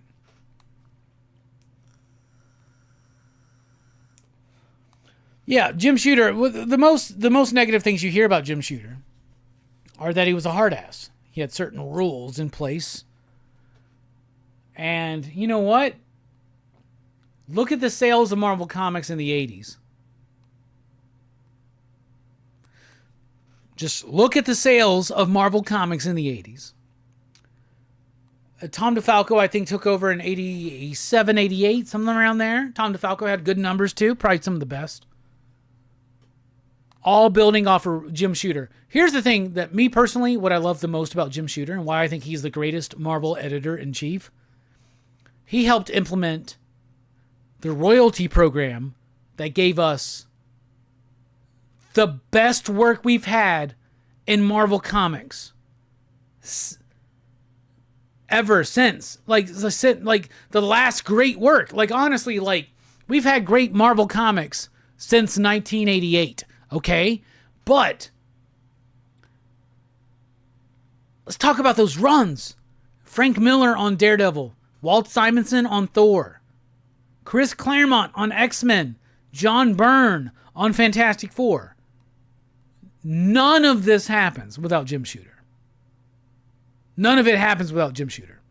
And the royalty program, which Jim Shooter helped implement, none of the success of the late 80s and early 90s, even without him there, happens. Tom DeFalco's run, I asked Tom this. I was like, you had to take over from Jim. What was that like? He was like, I just knew I was the next man up. I had to do the job. He's like, I love Jim. I hated the fact that he got fired. I hated that I got a promotion because of his firing. But I took everything Jim taught me and I tried to continue it. And he allowed artists to break rules. Tom DeFalco did. So Tom DeFalco was more lenient on certain things, which allowed Todd McFarlane, Mark Silvestri, Jim Lee, Eric Larson, Rob Liefeld, allowed those guys to shine. So yeah. Actually, yeah, my top Marvel editor-in-chiefs. Jim Shooter, Tom DeFalco. I don't even want to put Stan there. I'll put Roy there over Stan. Honestly. But Joe, so it's, yeah, I would go, fuck. I won't say Bob Harris, but I will go Jim, Tom, Joe, Roy, Stan, my top five. But Stan might lose out to Axel Alonso. Just maybe. Maybe. Yeah. So, R.I.P. Jim Shooter. All right, time for show and tell. For show and tell, first up, I opened up my Siege Jetfire a few weeks ago, and I have transformed it, and that's what it transforms into. How fucking dope, y'all. Very accurate to the original toy, but still modernized and cool and sleek. How fucking dope is that? I love collecting weird little trinkets. So, not too long ago, I picked up a bunch of them, and I'm sharing them one by one. So here we go. How about Twinkie the Kid? For some reason, back in the day, they felt like Twinkies needed a Twinkie cowboy to sell Twinkies. And I love pop culture food advertising, so I got Twinkie the Kid. Pretty dope, I think, honestly. All right. I have gotten a batch of VHSs from my buddy Two Gun Pedro, who I see in the chat. Two Gun sent me some great VHSs, including Jacob's Ladder, the second greatest psychological thriller of the 90s. How about one of the greatest John Carpenter films, Big Trouble in Little China? And now, Two Gun really knows who I am. How about Abbott and Costello Meet the Invisible Man on VHS, y'all? You know, the only thing better than this movie? Well, it's Abbott Costello Meet the Mummy. But the only thing better than that one is Abbott and Costello Meet Frankenstein. And now we got it, bruz. On VHS because of Two Gun Pedro. But the best VHS he sent me this batch, this go-round, and maybe one of the greatest VHSs he's ever sent me. Because this is beautiful. It's original. It's one of my favorite fucking movies. It's a Vestron video release. How about The Adventures of Buckaroo Banzai Across the Eighth Dimension? On VHS from Two Gun Pedro. Vestron. How fucking dope is that? Two Gun, I love you so much. You're the best. What's the first psychological thriller movie of the 90s? Seven? No, Seven's number 3. Jacob's Ladder's number 2. Exorcist 3 is number 1.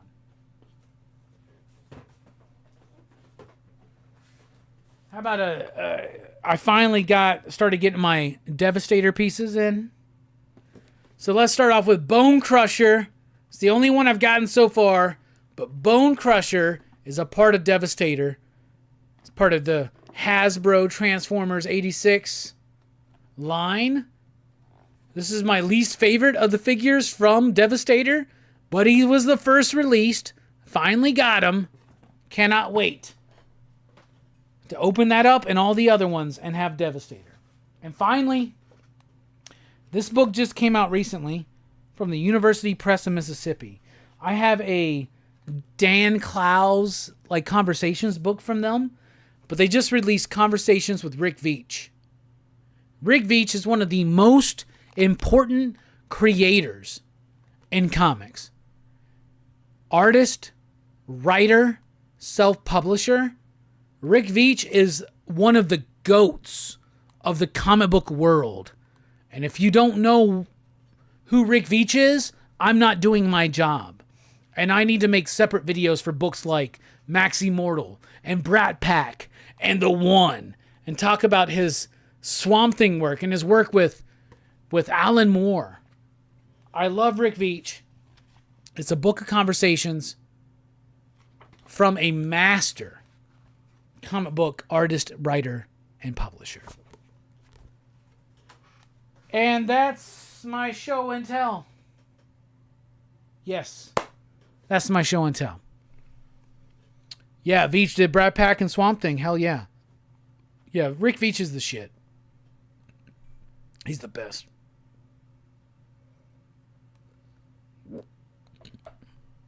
Excuse me.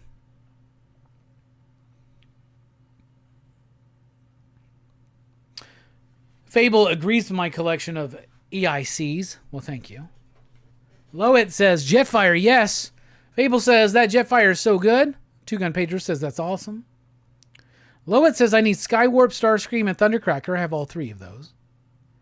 Lowit says, I saw Jacob's Ladder as a kid. Freaked me out, y'all. Yeah. That is an awesome gift. Thank you, Cliff. That's an awesome gift, Cliff.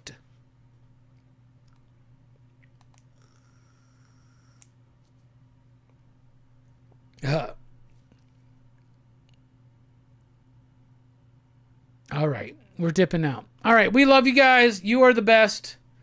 PCP Army, PCP, 10 years. We are having a 10-year celebration live stream on July 30th, Wednesday night. So it's going to be fun. I've reached out to some people to help add some surprises to the stream. So I think you'll be pleased, you'll be surprised, and you'll love it. Tomorrow night, PCP Movie Night, we're continuing Action Fest with the Raid Redemption and the Raid 2, 8 p.m. Central Time, here on Pop Culture Philosophers on PCP Movie Night. And then Tuesday night, Wanted, over at One Collection Down. Fable has joined us for Action Fest to make the biggest, grandest Action Fest yet. So I'm dipping out. I'm going to go watch some more of Rob Liefeld's YouTube channel, and then some more Breaking Bad. Yeah. Love you guys. Y'all are the best. Y'all the bee's knees. And my final thoughts will be this. Oh, baby, baby, baby, baby, baby, baby. Oh, baby, baby, baby, baby, baby, baby. Oh, baby, baby, if you're seeking me tonight. Bomba, bomba, bomba, bomba, dama, dama, dama. Oh, oh, oh. And I'm an, no. Oh. I'm an, no. I'm an,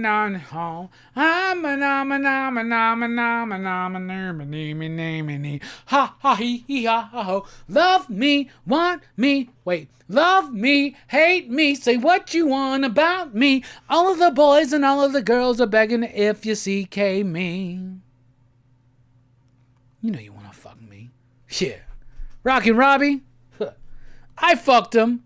Oh!